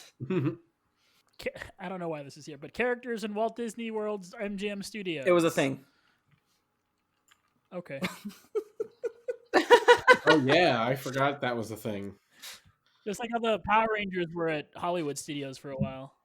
Yeah. Wait, you know the background of that, right? Oh. Disney had access to the Ninja Turtles. They literally traded them straight up like this is a sports franchise for the Power Rangers. Oh. Oh, yes. Man, what a callback. Which I wasn't even thinking about earlier when I was talking about how Power Rangers replaced Ninja Turtles at recess. It's because of the Walt Disney Company. The assembly required callback. Yeah. Yeah. I used to work right next to where the Power Rangers would come out to meet people. And I worked with one of my coworkers is a huge Power Ranger, was a huge Power Rangers fan. So this is going to give way too much of my personal life, but I remember I always wanted to see the Ninja Turtles at Hollywood Studios, and I never got to. And then when I was in a position in my life when I was freely able to go to Hollywood's Disney's MGM Studios at the time, whenever I felt like I was hoping to see the Ninja Turtles and was disappointed to find out they were not a thing anymore. This also, by the way, happened to me when I tried to go to the Nickelodeon Studios at Universal Studios Florida, and no one warned me. Yeah, that was a bad day. So anyway, one day I'm walking around Disney MGM Studios, knowing that I don't get to see the Ninja Turtles, and all of a sudden there's this loud metal music around me. It was a slow day in the park. And then these Power Rangers come out of like seemingly nowhere and are running around me doing flips and kicks, and like it was a slow day in the park, so they're playing to like the one person they see, which was me. It was the single most disorienting thing that has ever happened to me in a theme park, because it was just I don't know how to describe it to you, as I was just walking around enjoying my day, and all of a sudden loud metal music and Power Rangers kicking at my face. It's gotta be like surreal, because like the Power Rangers are probably the most true to their face characters of all time, right? Because they look exactly how they look on TV. They are the same. Mm-hmm. Those are the Power Rangers that are in front of you. It was so weird. I was so scared. I didn't know what was happening. I feel like I need to bring up, just while I'm thinking about it, to talk about meeting the Ninja Turtles coming out of their shells. Do you remember the Coming Out of Their Shells tour? No. I did not go to this. I was a little too young for it. But in 1990, they put out an album called Coming Out of Their Shells. I believe it was a rock album or something. But they did a big like arena tour, too. They were coming out to battle claustrophobia? Oh my gosh. Here we go. It was Thank you, Peach. Okay, so they were Yeah, they did an appearance on Regis and Kathy Lee, on Oprah. Yeah, but it was like so they did the tour and they released the soundtrack, and it had like a whole plot too about how they were fighting the Shredder and Baxter and everything. It was sponsored by Pizza Hut because of course it was. Wait, why not Domino's? I don't understand the pizza tie-ins. They switched. Everyone's got to get a piece. And yeah, they appeared on Larry King Live.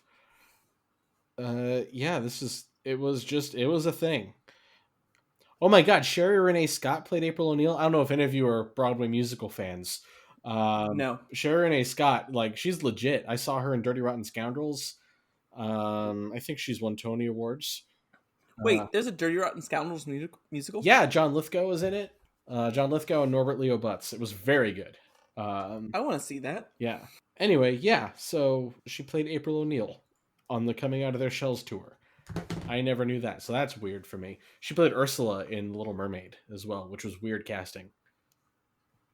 Because she doesn't look like Ursula, like, at all. Her head hasn't fallen off dangling by wires. Nope. No. All right. It's time we start talking about this damn movie. Yeah. Don't tell me what to do. Film background, I've been released putting in this off for as long as I 1990, could. before Peaches and I were even born, at the height of Turtle Mania. Shut up. By then small and independent New Line Cinema. Directed by Steve Barron, the costumes for the Turtles and Splinter were designed by Jim Henson and his Creature Shop, making it one of Henson's last projects before his untimely death.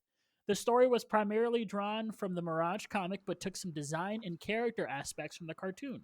Despite mixed reviews, it grossed $200 million worldwide, making it the highest-grossing independent film until the Blair Witch Project. What?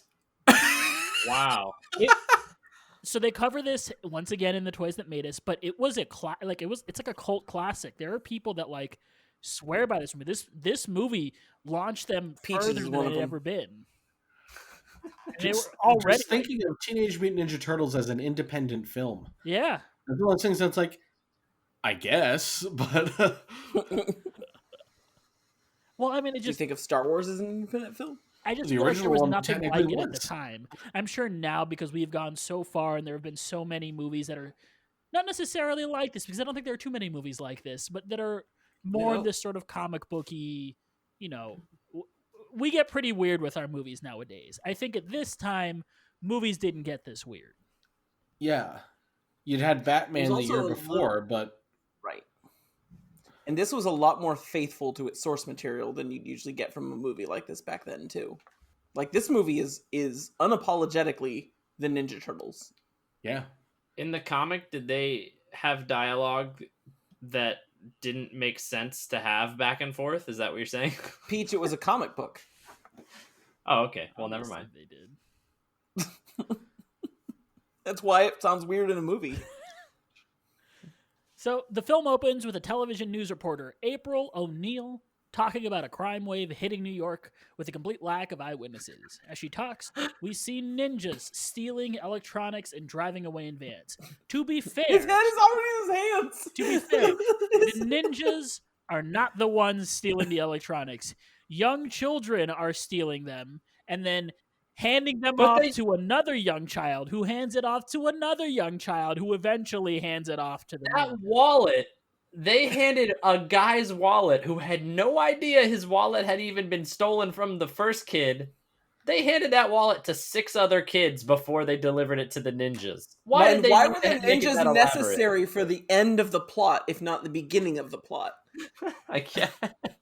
The thing that I put my head Also- in my hands for was because the news report that starts the movie off, I don't remember the exact quote because I got bombarded by other shitty quotes throughout the whole movie. But April O'Neil says something along the lines of like, the scene in something in the city is very bad. Hold on, That's I have the to script say, up. it's not very good, or something along those lines. The dialogue that stood out for me for that news report was her saying, clearly these are all related. And I'm like, is it clear? Is it? Yeah, Let me right. see if I can How find are it. we? How Hold are we on, no, deciding this no, is all Peach, I have fake? the script up, so you guys fill time while more than just a series of small You isolated know what I'm incidents. talking about, though, Yes. right? Much more than just a series of small isolated incidents. It's apparent an organized criminal element is at work, and at the moment, business is good. So good, in fact, there appear to be no eyewitnesses to any of these crimes, with complaints ranging from purse snatching to breaking and entering. Police switchboards have been swamped with angry voices of more and more citizens who have fallen prey to the recent surge of crime that continues to plague the city. Instead of getting better, things have gotten worse. Yeah, there it is. That's what it was, yes. Instead of getting better, things have gotten worse. Also, Why would they? I feel like this was a dig at Ghostbusters for some reason when she goes, Yes, "Who are we who are going to we gonna call?" Yes. Unfortunately, the police. Yes. I mean, Um, props. But yeah, it's like, okay, it was ahead April of its says time. ACAB. Yes. You could still call the police. You could still call the police in the 90s. Yeah, well, she goes, unfortunately, the police are the only ones we can call. there's this ludicrous Agreed. thing You while need to she's call a talking social worker to deal with the ninjas. where there's a lady watching her TV and she like waves her hand and is like, "No, this is stupid," and she turns away, and as she turned away, somebody takes her TV. Yes. Yes.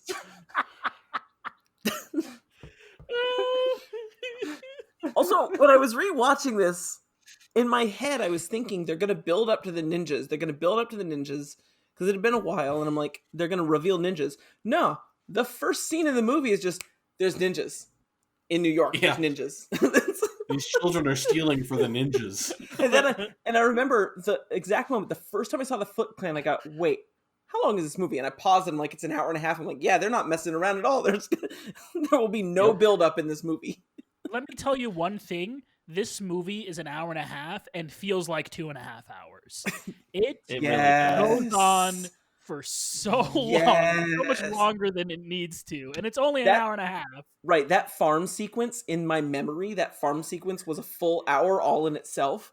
And rewatching it, it's only like 5 minutes, but it continues to feel like a full hour all in itself. Yeah. I'd say, Age of Ultron ripped this movie off. Yeah. I realized that's where Joss Whedon got the structure for Age of Ultron. It was like, what we need is a farm break. And we've all basically rated Age of Ultron comparatively to the rest of the MCU as low as we're going to rate this movie. Yeah. Also, I want to point out just a moment that I think we already see why I was stalling getting to the movie. You're talking about the pacing being different from a modern superhero movie and how you said they don't waste any time by showing the ninjas in the opening scene. I'd forgotten Casey Jones was in this. I feel like, and again, I haven't seen the Michael Bay ones, but I feel like Casey Jones is your mid-credits teaser now in a Ninja Turtles reboot. So you're like, oh god, the sequel's going to have Casey Jones, guys! I think because that's like what the Power Rangers reboot did. That the teaser was about Tommy Oliver. That's true. Yeah. Mm-hmm. And then we never got the sequel. Jerks. Continue. That was a good movie, though, by the way. The Power Rangers one? Yes. The reboot? You thought it was good? I thought it was entertaining. What? I did. Okay. It was I saw it in theaters. I had a good That time. was an interesting take. I liked it better than Bewitched. Let me say, I think I liked Wonder Woman 84 better than I liked that Power Rangers movie. Oh, I still haven't watched Wonder Woman 84. Time out. I expected that Power Rangers movie to be the cheesiness that I remember as a kid, and it delivered. I expected Wonder Woman 84 to not be a flaming pile of dog shit. And I was wrong. So that goes well on pizza. Yeah. Anyway.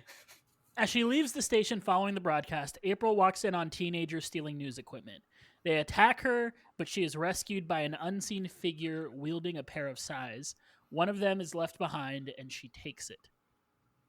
I also let out a pair of sais watching this scene.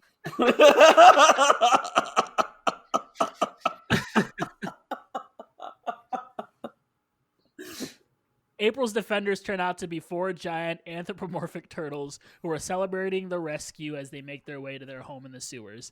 They meet with their father figure, a giant rat named Splinter. When you say it that way, it sounds ridiculous. Who attempts to convince them to meditate. I love this whole interaction where they come home and Splinter was like, "Where have you guys been?" And they're like, "We helped somebody." And then he's like, "Were you seen?" And they're like, "No." And he's like, "Remember, not being seen is the most important thing." And then 2 seconds later, they're like, "Raph, where are you going?" And he's like, "I'm gonna go watch a movie." I'm gonna go watch a movie. Also, as long as you've got that trench coat on, I you'll had be fine. forgotten there was a Pee-wee's Big Adventure reference in the Ninja Turtles movie.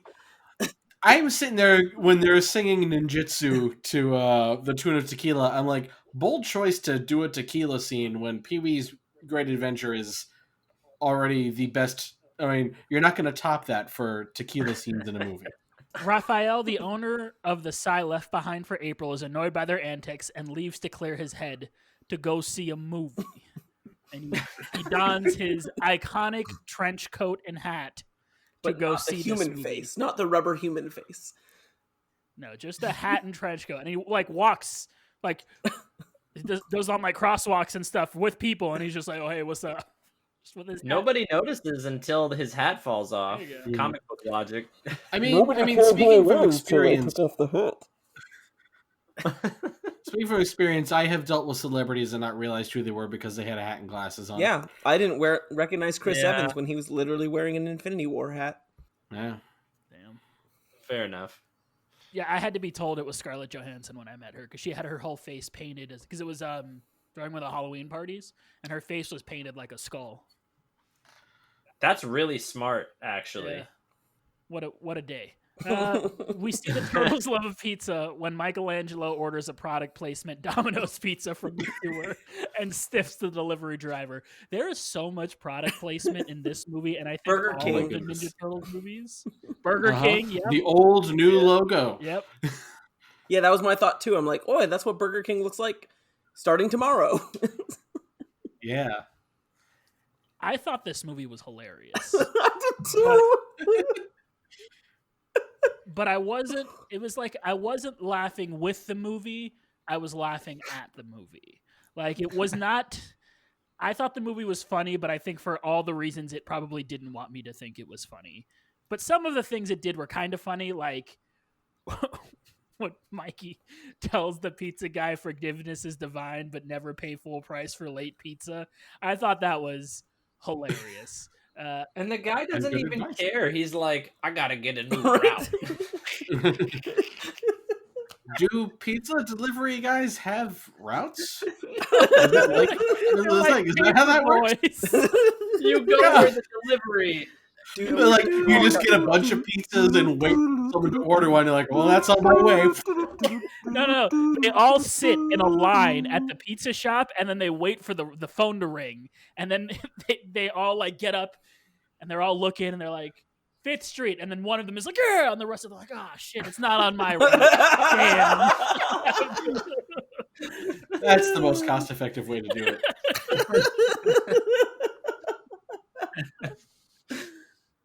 Yeah, I think this movie is hilarious, but for all the wrong reasons, and I think. I mean, we're going to talk about how bad this movie is, but this movie is pretty bad. But it's also Spoilers. hilarious in how bad it is. Like, I didn't have an awful time watching it because I thought it was so bad that it made me laugh. It's fun bad, I Yeah. think, in some ways. Yeah. I fell asleep 4 times. Oh you my guys. god. Yeah, well, Were they all during the farm scene? Because I wouldn't blame you. Twice they were during the farm scene. Oh my god, we're gonna get some new listener that was so excited and loves this movie, and he's gonna be so mad right about now. They're not going to be mad. We spent an hour and a half talking about toys. We spent an hour and a half. Hold on. We spent like an hour talking about Power Rangers and then 30 minutes talking about the Ninja Turtles. Okay, that's fair, but they probably like the Power Rangers. I too, listened to and this we for should add goosebumps.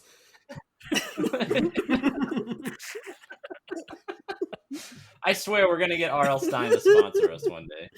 Honestly, he seems to have a sense of humor. He might. Yeah. I don't see the joke. I mean, he's the winner of the R.L. Stein Award this like year. 19 years in a row. Yeah. Where were we?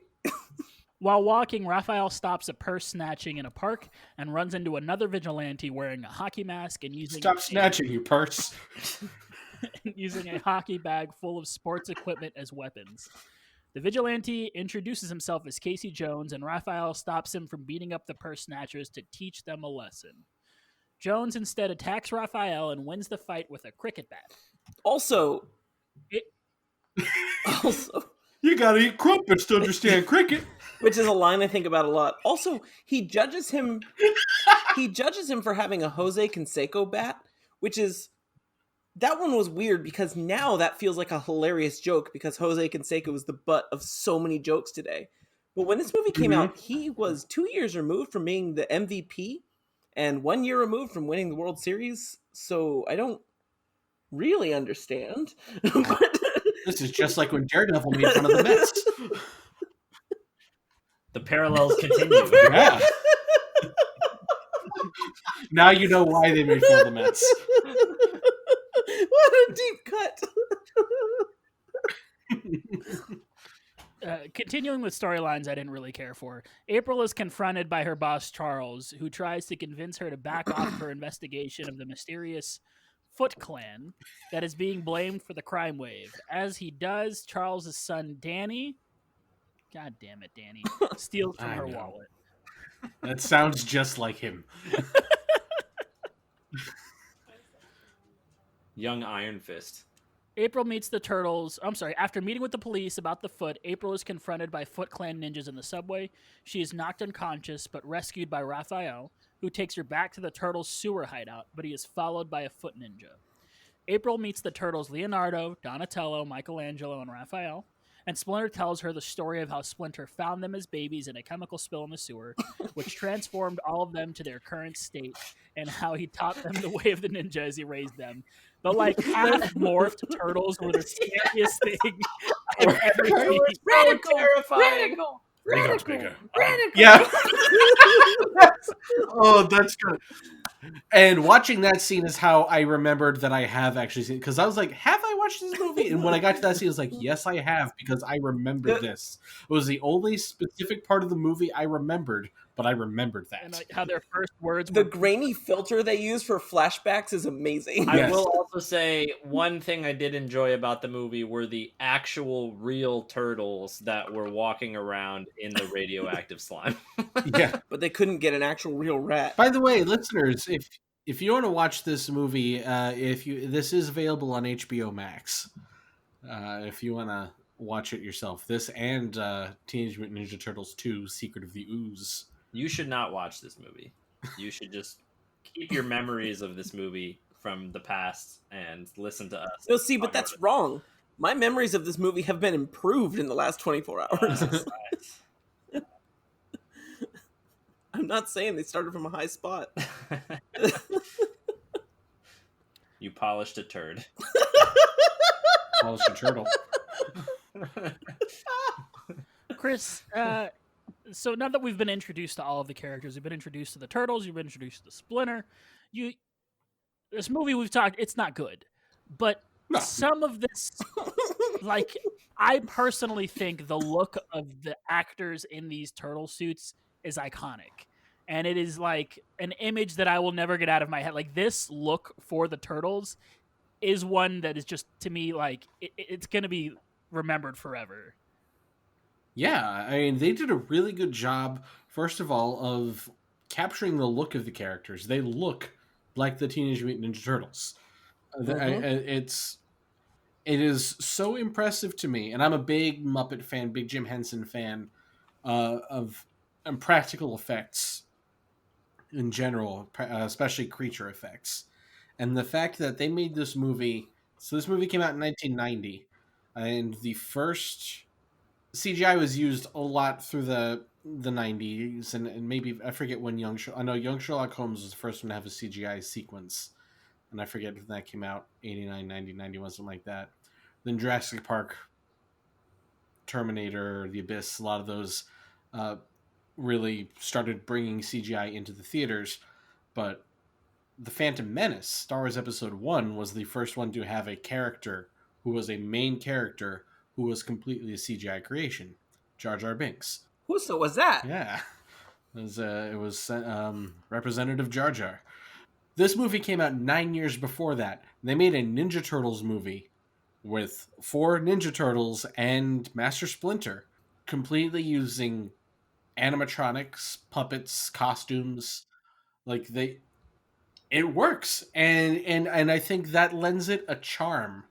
Uh, that because they would never even try that today. They wouldn't, Mm-hmm. and they haven't. Michael Bay. Yeah, because with the rebooted one, it was all done with CGI, which makes sense. You have more freedom with CGI to do things, but I think there is still something to be said for doing it on the day on set. Having the actors interacting with these characters, and there's just something good, and it's really well done. I think for the time, there's just something. It makes it more fun. This same movie done. If you didn't change anything about this movie except for make the turtle CGI and Splinter CGI, it would be a worse movie. I think. Yeah, it would I lose a agree. lot of the little charm that it has. Yeah. Yeah. Mhm. And we'll get more into this as we go on. I did not like this movie when I was a kid for a handful of reasons, and in rewatching this, I liked it. I'm not going to say I particularly liked it, but I did dislike it less than I remember, and I think a lot of that is exactly what you said. When I was a kid, I was kind of disappointed in how the turtles looked, and now I miss practical effects in films. And so seeing these Jim Henson puppets, and I also miss Jim Henson, Oh yeah. seeing these Jim Henson puppets in this movie, like they are charming and they're fun. And I like seeing it was actually a great take that they would not do anymore. Now, the downside of that is the action sequence are really, really stilted because of the costumes Yeah. and disappointing.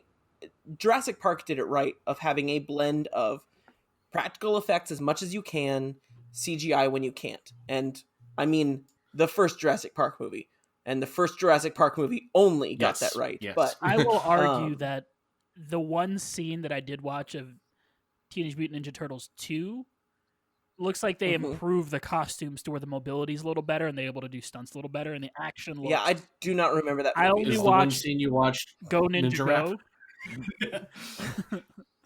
with Vanilla with Ice? Vanilla Ice, and Yeah. the action was a little better. Speaking of Yeah. this, sort of related.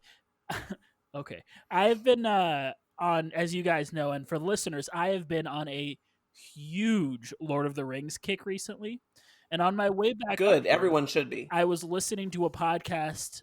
I've watched all the movies, and I've watched all the Hobbit movies too. And I was listening to a podcast on the first Hobbit movie, and they talked about how Ian McKellen, who plays Gandalf, hated filming that movie because in the Mhm. first 3 movies they used a lot of practical effects and forced perspective for him to do a lot of his scenes with the hobbits. And in the Hobbit movies, they had him on an entirely separate set, and they would green screen him into those scenes, and he'd wear like a microphone in his ear to do the scenes, and they'd play out at the same time, but he'd be in a whole other building, and he hated that because he felt alone to all those different actors, and so he basically just despised filming those movies. And some of that might come out on screen.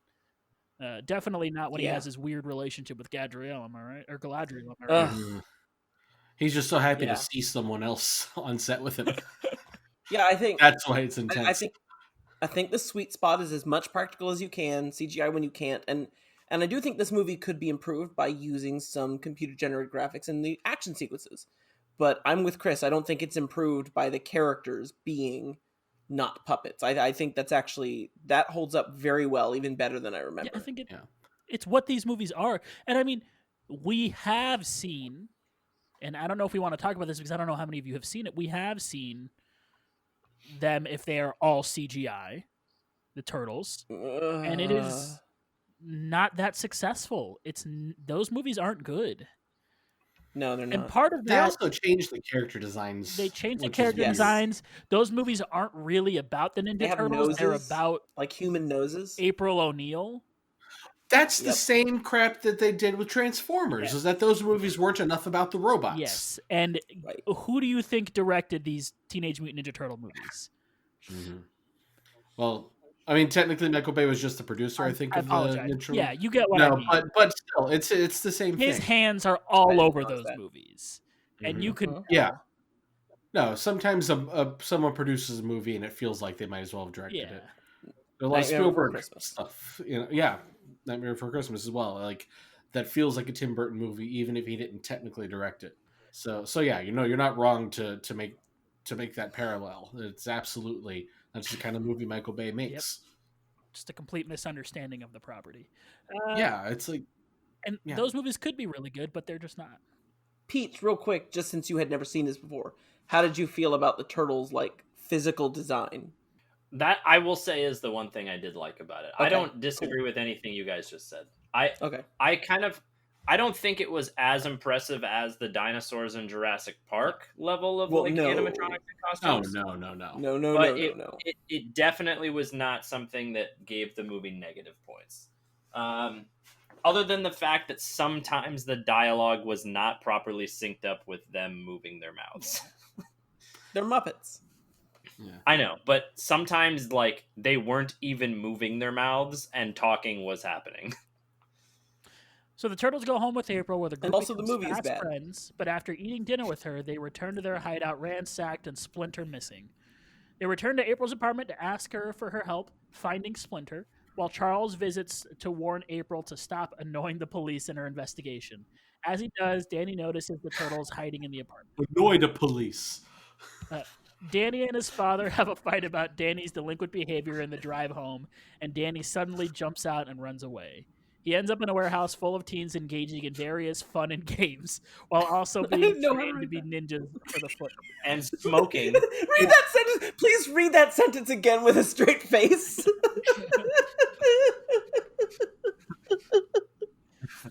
Various fun and games. Look, it's Pleasure Island from Pinocchio is what it is, but with ninjas.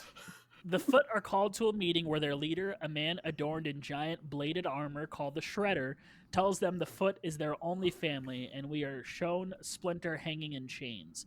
Brutal scene too. Like Splinter Yeah. hanging there is like super brutal and dark. Man, So here's what went through my mind when Shredder comes in and starts talking. First, I thought, first of all, we didn't mention that they went down Bleecker Street earlier, so I was looking for the Sanctum Sanctorum and did not see it. But I'm sitting there, Shredder's talking. I'm like, he sounds like General Grievous. He has like the same echo to his voice, the same kind of accent. But then he goes, "I am your father." I'm like, okay, no, he's Vader now. All right. also Justin Hammer is there. Yes, also Justin Hammer is there. Yeah, Sam Rockwell. I didn't even realize watching it that was him. He's the introductory guy. Yeah. He shows everyone around. Mm-hmm. At April's apartment, Raphael and Leonardo get in a fight. Basically, the start of any Ninja Turtles property ever. With Raph doubting Leo's leadership. Where have we seen that before? And Leo telling Raph the group doesn't need him. I feel like this is the like precipice of every single Ninja Turtles story ever. Is Raphael and Leonardo get into a fight? Raph tells Leonardo he's a bad leader, and Leonardo's like, "We don't even need you." And like Raphael goes off to do his own thing. And that's like where the whole movie is. Like I remember, I don't know if you guys saw the 2000, I think it was 2007, the TMNT movie. I didn't see it, Which is That was the weird technically like cartoon animation. Yeah, it was right, a weird and it's cartoon technically the animation, fourth yeah. movie in this series. Which is I didn't realize. Yeah, that it's connected to this in movie. continuity. Yep. Interesting. I thought it was a decent Yeah. movie. But to be fair, I watched it many years ago, and my opinions have probably changed. But I thought at the time it was fine. Yeah, I haven't seen it. I just know that it's part of this continuity, which is an interesting choice.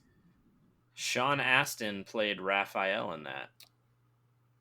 I'm looking this up. Sean Astin has been too. No, he was Raphael and Seth Green was Leonardo. Was this the one? And in the 2012 cartoon, Leonardo was Jason Biggs. Mm-hmm. Right. What Raphael were you saying goes about outside this? to clear his head and is spotted by Casey Jones before being attacked by foot ninjas. The fight is taken inside April's apartment. Raphael is knocked out, and Casey Jones arrives to help even the odds. The fight ends up causing a fire, burning down April's apartment as the Turtles, Casey, and O'Neill escape. Danny watches with regret as April's apartment burns down. I hated how he had like a halberd, which was metal on the end and wooden the rest of the way through, and he chops the electrical wire, goes the most cartoon, and then the whole place catches on fire. God, it was so bad. The heroes run to April's family farm to hide out. Raphael comes out of his coma and makes up with Leonardo. I loved this scene because it's like April at a door, and you can tell she's looking at Raphael because she's like looking with concern. And you're like, she's looking at Raphael right now, and then it pans to him, and he's sideways in a bathtub, like his like legs sticking out. What do you? Like they just like dumped him in there. You could have put him on the bed or something. It looks like he's a dead body, and they just dumped him in the tub. I wanted to believe that she filled it with a little bit of water, thinking that maybe that would help. At one somehow. point, she like pours water on his back. Yeah, Right, yeah. and the way she does it is weird. She like puts it in his hand and like sprinkles droplets on his shell that he'll never know were there. Just dump the bottle on him, lady. He's an amphibian. Well, he's not an amphibian. He's amphibious. He's a reptile. Yes. Raphael comes out of his coma and makes up with Leonardo. The group have a telepathic encounter with Splinter over a fire and decide to return Obviously. to rescue him. Of course. That's a thing you get. That's a ninja power. In his guilt, Danny meets with Splinter, who begins to get through to Danny and convince him his father cares for him by saying all fathers care for their sons. I take issue with that. I mean, I have a great relationship with my father, but that's not a great message because there are some fathers. All fathers care for their sons. And he might be your father, but he's not your rat daddy. Like I get that it's supposed to be Splinter misses his children, and that's supposed to be a sweet moment. Like, yeah, but that's not a good pearl of wisdom there. Yeah. I mean, he's a rat. Like, how much wisdom can he have? Apparently. Can we talk about I need to well, I'm gonna hold off until we get to it. There's a better part where I can talk about this. So, but I have thoughts about Splinter. Donatello calls. God damn it! When the turtles return to New York, they find Danny hiding in their home. At night, Danny sneaks back to the foot lair, but is followed by Casey. Donatello calls Casey claustrophobic, to which Casey responds, "I've never even looked at another man." Hey, Peaches. That took me a minute when I was. You really like this movie, huh? Guys, this movie, we've been all jokes about this the whole time, and it took us, this might be a record, an hour and a half to start talking about the movie today. Like, this movie sucks. And I'm sorry, listeners, that I'm going to shit on this movie. You might have been looking forward to this episode. Maybe it's a thing that you liked from your childhood. Here's the thing. Hold on. Let me stop you As real you quick. know, I am the audience for this episode. I liked the stuff we talked about, not the movie. So don't worry about that. I know, but I watched it with my roommate who was not happy with me listening to my reaction to the movie. So that's what I'm saying. Like, if I would have watched this as a kid, I might have liked this. I might have liked this when I was a young peach. And I might have liked it now if I had the nostalgia for it from when I was a kid. But, like, I spent a significant portion of the movie sleeping by accident, and I spent a much more significant portion of the movie with my head buried in my hands out of embarrassment, like the secondhand embarrassment of when just things happen on a screen. This line in particular, where they make a homophobia joke, which would not work in 2021, It probably or the last. Also, for the record, the joke doesn't even work because homophobic doesn't mean you are looking at other men. But continue. He heard phobic, and that was the joke. Was phobia? I'm not gay, but I am homophobic. But I I could point out so many things about this that are bad. There's not a single good character in the movie. It feels like whoever wrote this, it was their first thing they ever wrote. Not even first movie. Like, first time they've ever written in the English language was the script for this movie. Every actor that they used in this movie, have they ever acted again? I know Corey Feldman was in it, but he was the voice of Donatello. April was in that Halloween movie from the Disney Channel that everyone we've ever dated likes.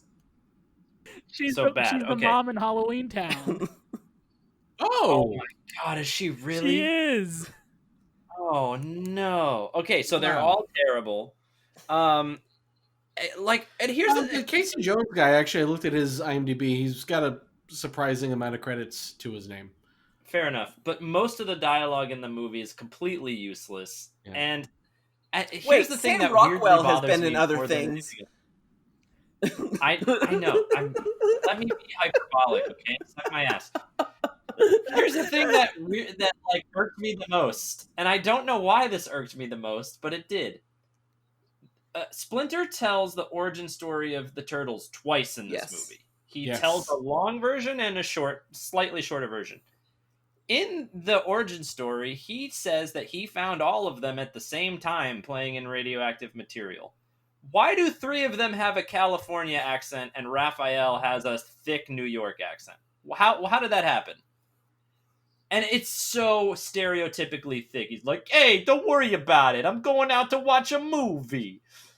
Every single thing. Peaches, all jerks have Brooklyn accents. I guess that's what they wanted to convey, but everyone else is like, yo, hang loose, dude. Like, Cowabunga, here's my skateboard. And Raphael's completely different. It just does not compute. I don't know. This movie's terrible. It's fun to watch it. It was fun to watch it for the purpose of this podcast, but I'm never going back to that movie. I'm never going to watch it again. All right. Since we've talked about him talking about his origin story twice, the Teenage Mutant Ninja Turtles, they got covered in ooze and mutated, and eventually became teenagers, and were trained to be ninjas by the rat, who also grew to human size because of the ooze and mutated, and was able to talk because of the ooze. But he learned the ninja stuff when he was just a regular rat. Yes. I'm watching his master, Yoshi. And they cut to the little rat doing Splinter say he learned from his master Yoshi one more time, because he says it like 16 times in the movie that he learned by watching his master Yoshi just over and over again. Just in case you were having trouble accepting the rat doing karate. Which I wasn't until I found out that he could do it before he mutated. Then I started having a little bit of trouble with it. Also, fun fact. That was another thing. Kevin Clash was the puppeteer and voice of Master Splinter. You probably know him better as Elmo. And the baby from Dinosaurs. I think Master Splinter's had a party. I think to enjoy this movie, Not the ninja. I think to enjoy this movie properly, you have to go into it not caring about 95% of things that you normally like about movies. You just have to forget everything you like about movies. You know, part of what I didn't like about this movie, having not read the comic before this, was that Splinter started out as a rat, not a human who turned into a rat. Now, I now understand that that is the case in the comic. But in the cartoon, he was a human that turned into a rat, which for the whole, like, karate thing and the whole rivalry with the Shredder thing, which, you know, we'll get more into, that makes more sense. I think the cartoon made a good choice with that. I don't know. I like regular rat learning karate. I agree with Soundboard. And the way he holds his hand when he's dead.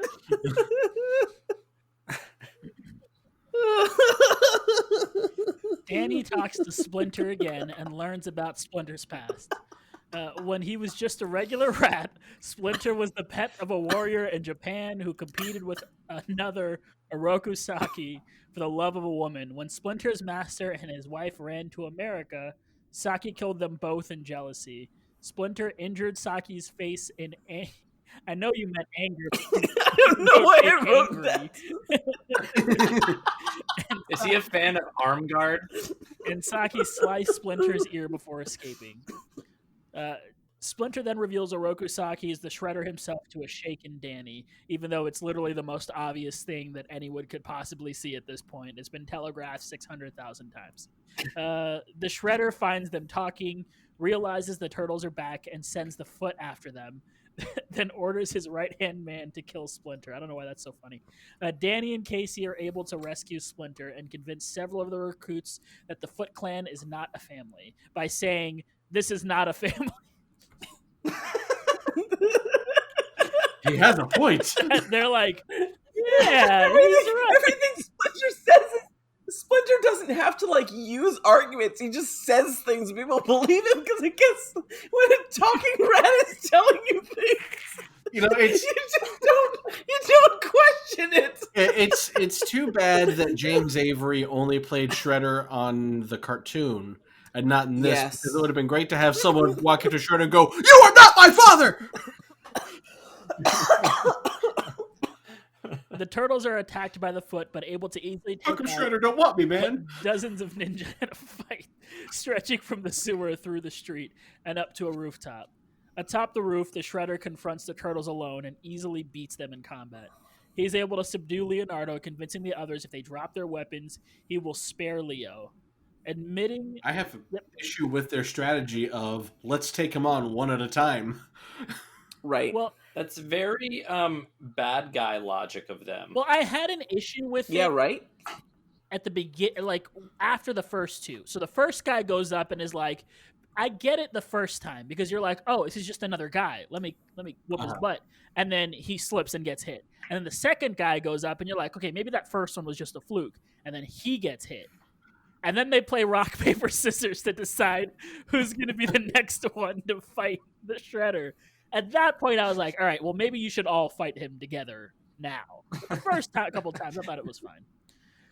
Admitting to bluffing, Shredder prepares to kill Leonardo before Splinter arrives and taunts the Shredder over the injury to his face. Scratch you looked good back then. What's up, ugly? No wonder you wear that mask. Hey, Scratch Face, what you got there? Robbie, as our resident expert of Ninja Turtles and apparently not the Power Rangers, No, it sounds like you are. the Splinter Shredder rivalry isn't really what it usually is it? Well, and it's also just not handled well in the movie. Now, I know, Peaches, I'm going to apologize ahead of time for saying something in this movie wasn't handled well. But, like, okay, so you have this moment where Splinter arrives on the rooftop, and it's this show-stopping moment. You know, stops the Shredder dead in his tracks when he's about to kill Leonardo and probably the other turtles. And, oh no, there's that rat. And it's this moment of, you know, the villain, you know, running into his foil. It's big and dramatic and you know, again, show-stopping. But, like, the film has not earned this moment. 2 seconds prior, the Shredder found out the rat had a name. He is not his rival. He is not... They have... he does not know who he is. They have no prior connection. But the movie treats it like it is. Like, oh, yeah, Splinter's gonna be a badass and stand up to his arch nemesis. Nah, they don't... Shredder doesn't know who he is. Kill the turtle and get back to killing everyone else. And then Shredder gets in this total rage over the scar on his face, which I just didn't buy fits with the characterization prior. Like, he seems to be a lot more calm and cool and collected than, wait, I have a scar! Talking rat made fun of me. like, he's completely in control. And then a rat reminds him of his scar. Also, speaking of the talking rat making fun of him, I mean, the funny. he's mad about the scar on his face, but he's not at all jarred to discover that talking rat oh, that's the little rat that scratched me all these years ago. Like, he doesn't even stop to think, wait, what happened here? How did the rat become how did you, like, you wouldn't stop and ask. You've got his son at spear point. You can probably, like, hold on, before we continue, I need you to tell me how you're talking and also the size of a man. Like, it just, what happened? He doesn't care. He's just so mad about the scratch on his face that he's just going to lose all control. But here's the other thing. Everything I've just said is about how mad he is over this ancient scratch on his face. So why didn't he kill the damn rat the first time if he's so mad about it? Like, he's so mad. I have to stop what I'm doing and kill you right this moment. But years ago, I just need to cut your ear off and run. Like, why? What is happening here? What is this rivalry? What is I told you. This was someone's first writing ever. And the entire climax of the film hinges on this moment. It doesn't make any sense. And it's played off well enough that there was like this like I do buy into it for a second of, yeah, get him, Splinter. Wait, why is it like this? Like, I don't. And then also, it just, Shredder was underused in this film anyway. His mask is too bulky. That's kind of stupid, but he's an all right villain. But he doesn't do anything but give a couple speeches and then get pwned by an old rat that a minute ago was limping. Like, he doesn't even show up until what, like right. 50 minutes into the movie. Yeah, the villain in this movie barely. Right, the villain in this movie barely exists. The only quality he brings is that you know who he is before watching the movie. But if you isolate this movie, Shredder is a worthless villain. And yeah, this movie isn't about villains. It's about vibes. You're just feeling the vibes as you watch the movie. It's not about plot. It's about, pizza and turtles. And why did he cut off the ear of a tiny rat and run away from it?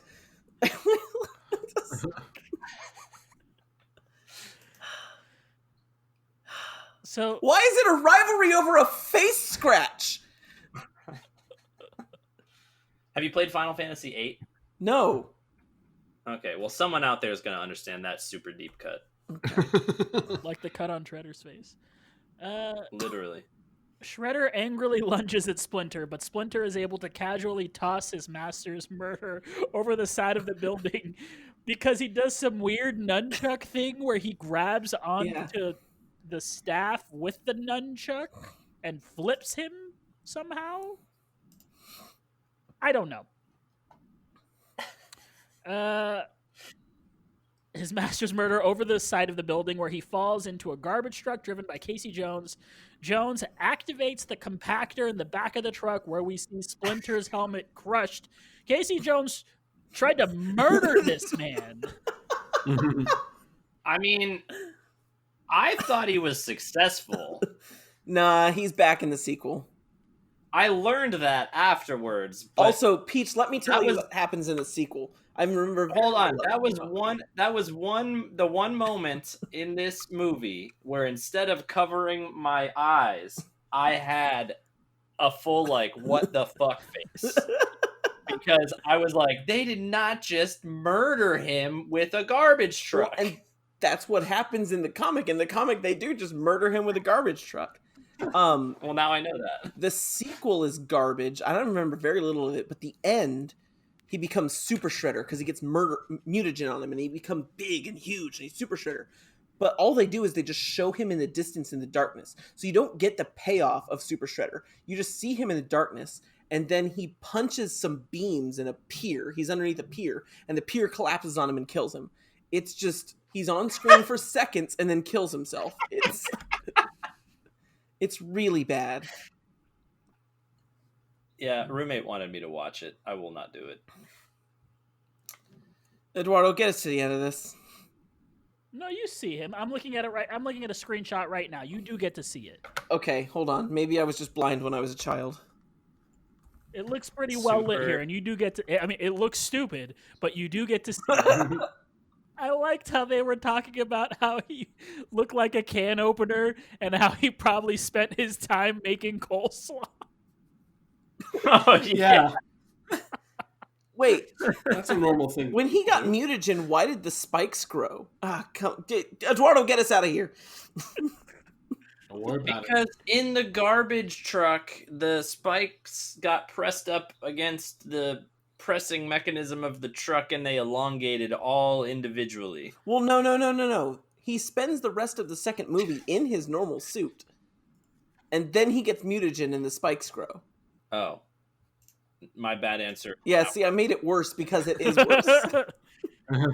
April covers the story of the reveal of the Foot Clan and kisses Casey Jones, who has been an asshole to her the entire movie. Yeah, that was. And then they fucking woo him on. Yeah, they wooed them Mhm. on in like a really, I don't know, it's just weird. Justin Hammer and the recruits of the Foot who talked to Splinter and Casey Jones tell the police where they can find the Foot hideout. The Turtles try to come up with a good celebratory word, and Splinter suggests Cowabunga. And that's where he's like, I made a funny. That was quite the ending. I have always liked Cowabunga. Man, what a movie. How does this relate to the MCU? Where does it fit in the MCU? Hopefully far, far away. Would you rather watch this or The Incredible Hulk? Incredible Hulk. Yeah, I think Hulk is a better movie. 3 times. In one I sitting. think I have more of a soft spot for the Turtles, but yeah, I think I'd rather watch Hulk. Take that, Hulk But I'll haters. just watch neither.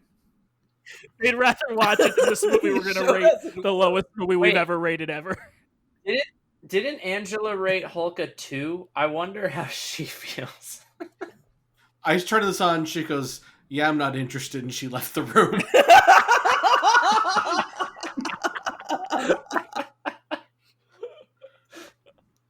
Good for her.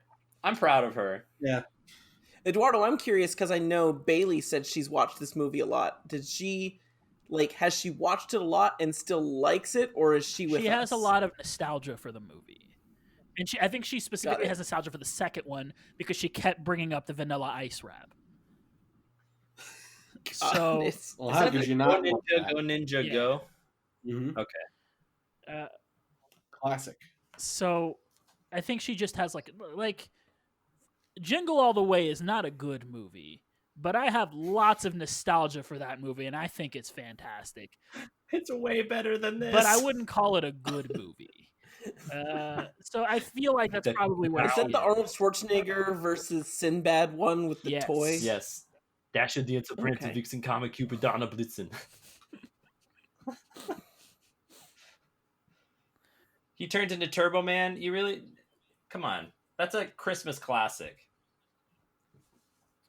Bailey says that her family used to watch it a lot because it was her brother's favorite movie for a while, and there were 4 of her and her siblings, and there were 4 Ninja Turtles. So which Ninja Turtle were you? Okay. The connection of quantity. I'm not gonna guess. You're not even on. You're not here. I'm not gonna yell guess to you while I'm recording. She a was podcast. she was Raphael. Ramona Valisa. She was Raphael. Yeah, she was Raphael. She was. Vamona Valisa. All right, MVPs. Mine's either Michelangelo or Donatello because they're being stupid the whole movie, and that's all I really. Peach, what about you? My MVP are the credits because thank God they showed up. Specifically, the rap in the credits. And if I have to choose an actual human, I would pick young Justin Hammer because that's how this movie fits into the MCU. I definitely thought my MVP was going to be Casey Jones going in, because he's a fun character. I think the hockey mask and the bag of athletic stuff is fun, and that's all I remembered. He is fun when he's fighting. The part where he finds a golf club and it's like when Link finds the Master Sword, that was kind of fun. But then sometimes he wasn't wearing a mask and he opened his mouth, and I forgot all those scenes. Yeah, he kind of sucked. And so Casey Jones is very much really more like the worst part of the movie. He's claustrophobic. Be careful. So that changed. So I guess it's Splinter because he's, basically a giant Rizzo the Rat with a modicum of wisdom. So, yeah, Splinter. Or maybe Justin Hammer. There was a scene, and I don't know if you guys remember this, but where it like is a close up on Splinter's face, like the camera is like right here to his face, and it just reminded me of me waking up and my dog being right in my face. Splinter kind of looks like my brother's dog. Like, Chris, who's your MVP? I also picked Master Splinter because I'm just always a sucker for the old mentor character. All right, well, He's like a fuzzy Yoda. well, Chris, we'll stick with you. What are you gonna rate the Teenage Mutant Ninja Turtles from 1990? Yeah, it wasn't good, but it was fun enough, so I gave it 4.5 Force Ghost Rats out of 10.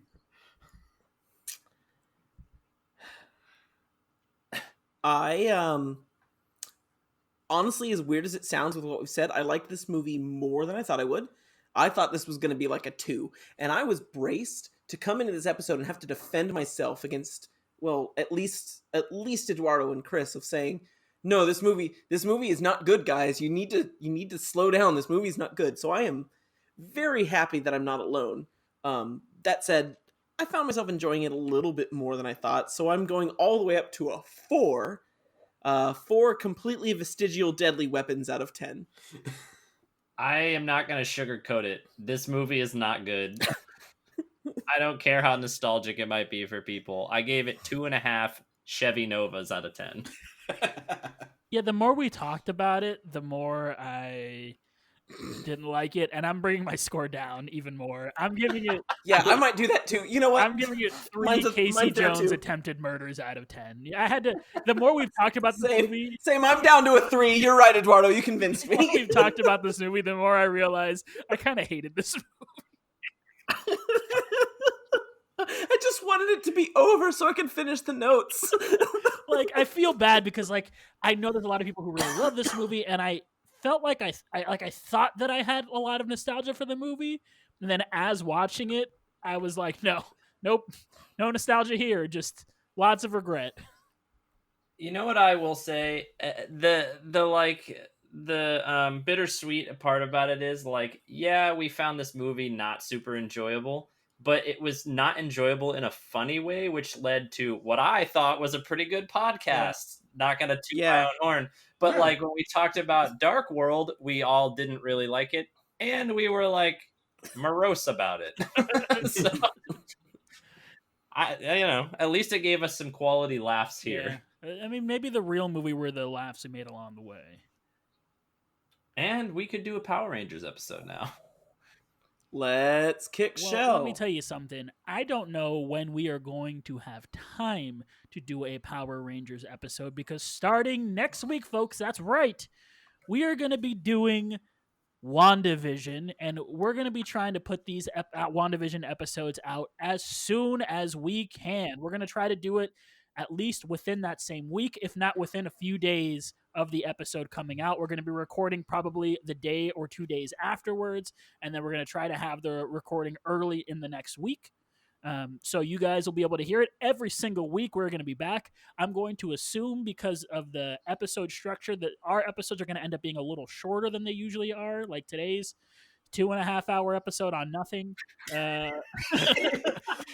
The Power Rangers, man. Yeah, our Power Rangers Goosebumps podcast is going to do. We're going to take a weird detour and talk about some Marvel stuff.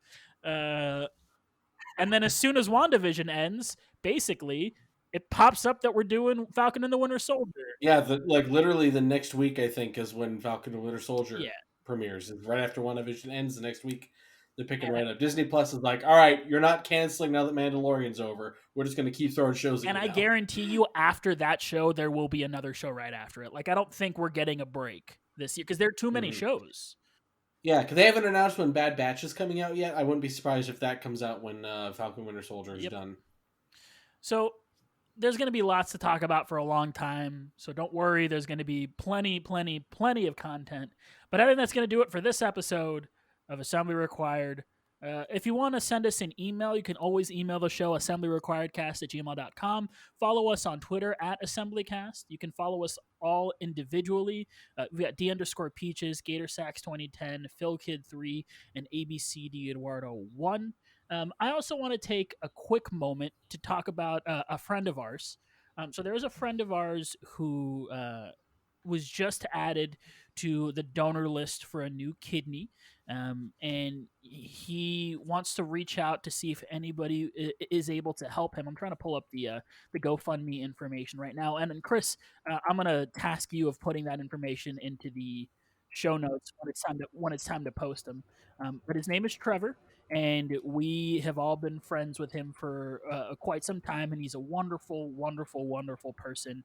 And anything anybody can do to help this man get this new kidney, we'd be very, very, very appreciative. We don't ask, we don't have a Patreon on this show, we don't have any sponsors, but if we've ever asked you to do anything, it'd be to help our pal Trevor, and go check out this GoFundMe. So in the show notes, you're not in the show notes, excuse me, in the description, you'll be able to see the link there and contribute anything you can if you're able to. So we greatly appreciate that.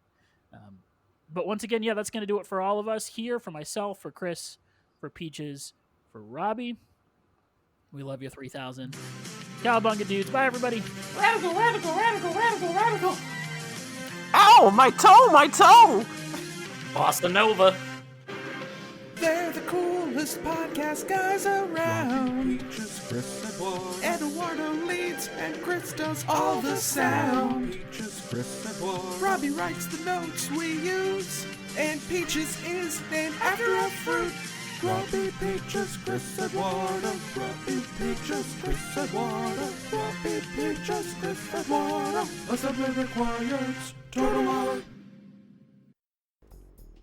You want Rangers? You gotta go through turtles. Mutants. Well, at least you got that right. It's time for some shell shock. What are those things? I can't believe it, but I think they're... It's the Teenage Mutant Ninja Turtles! So the Mutant Ninja Turtles are for real! Yeah. Hey, we couldn't believe they were really Power Rangers either. Pretty trippy. As for me, I never doubted your existence for a minute, Miss Yellow Ranger.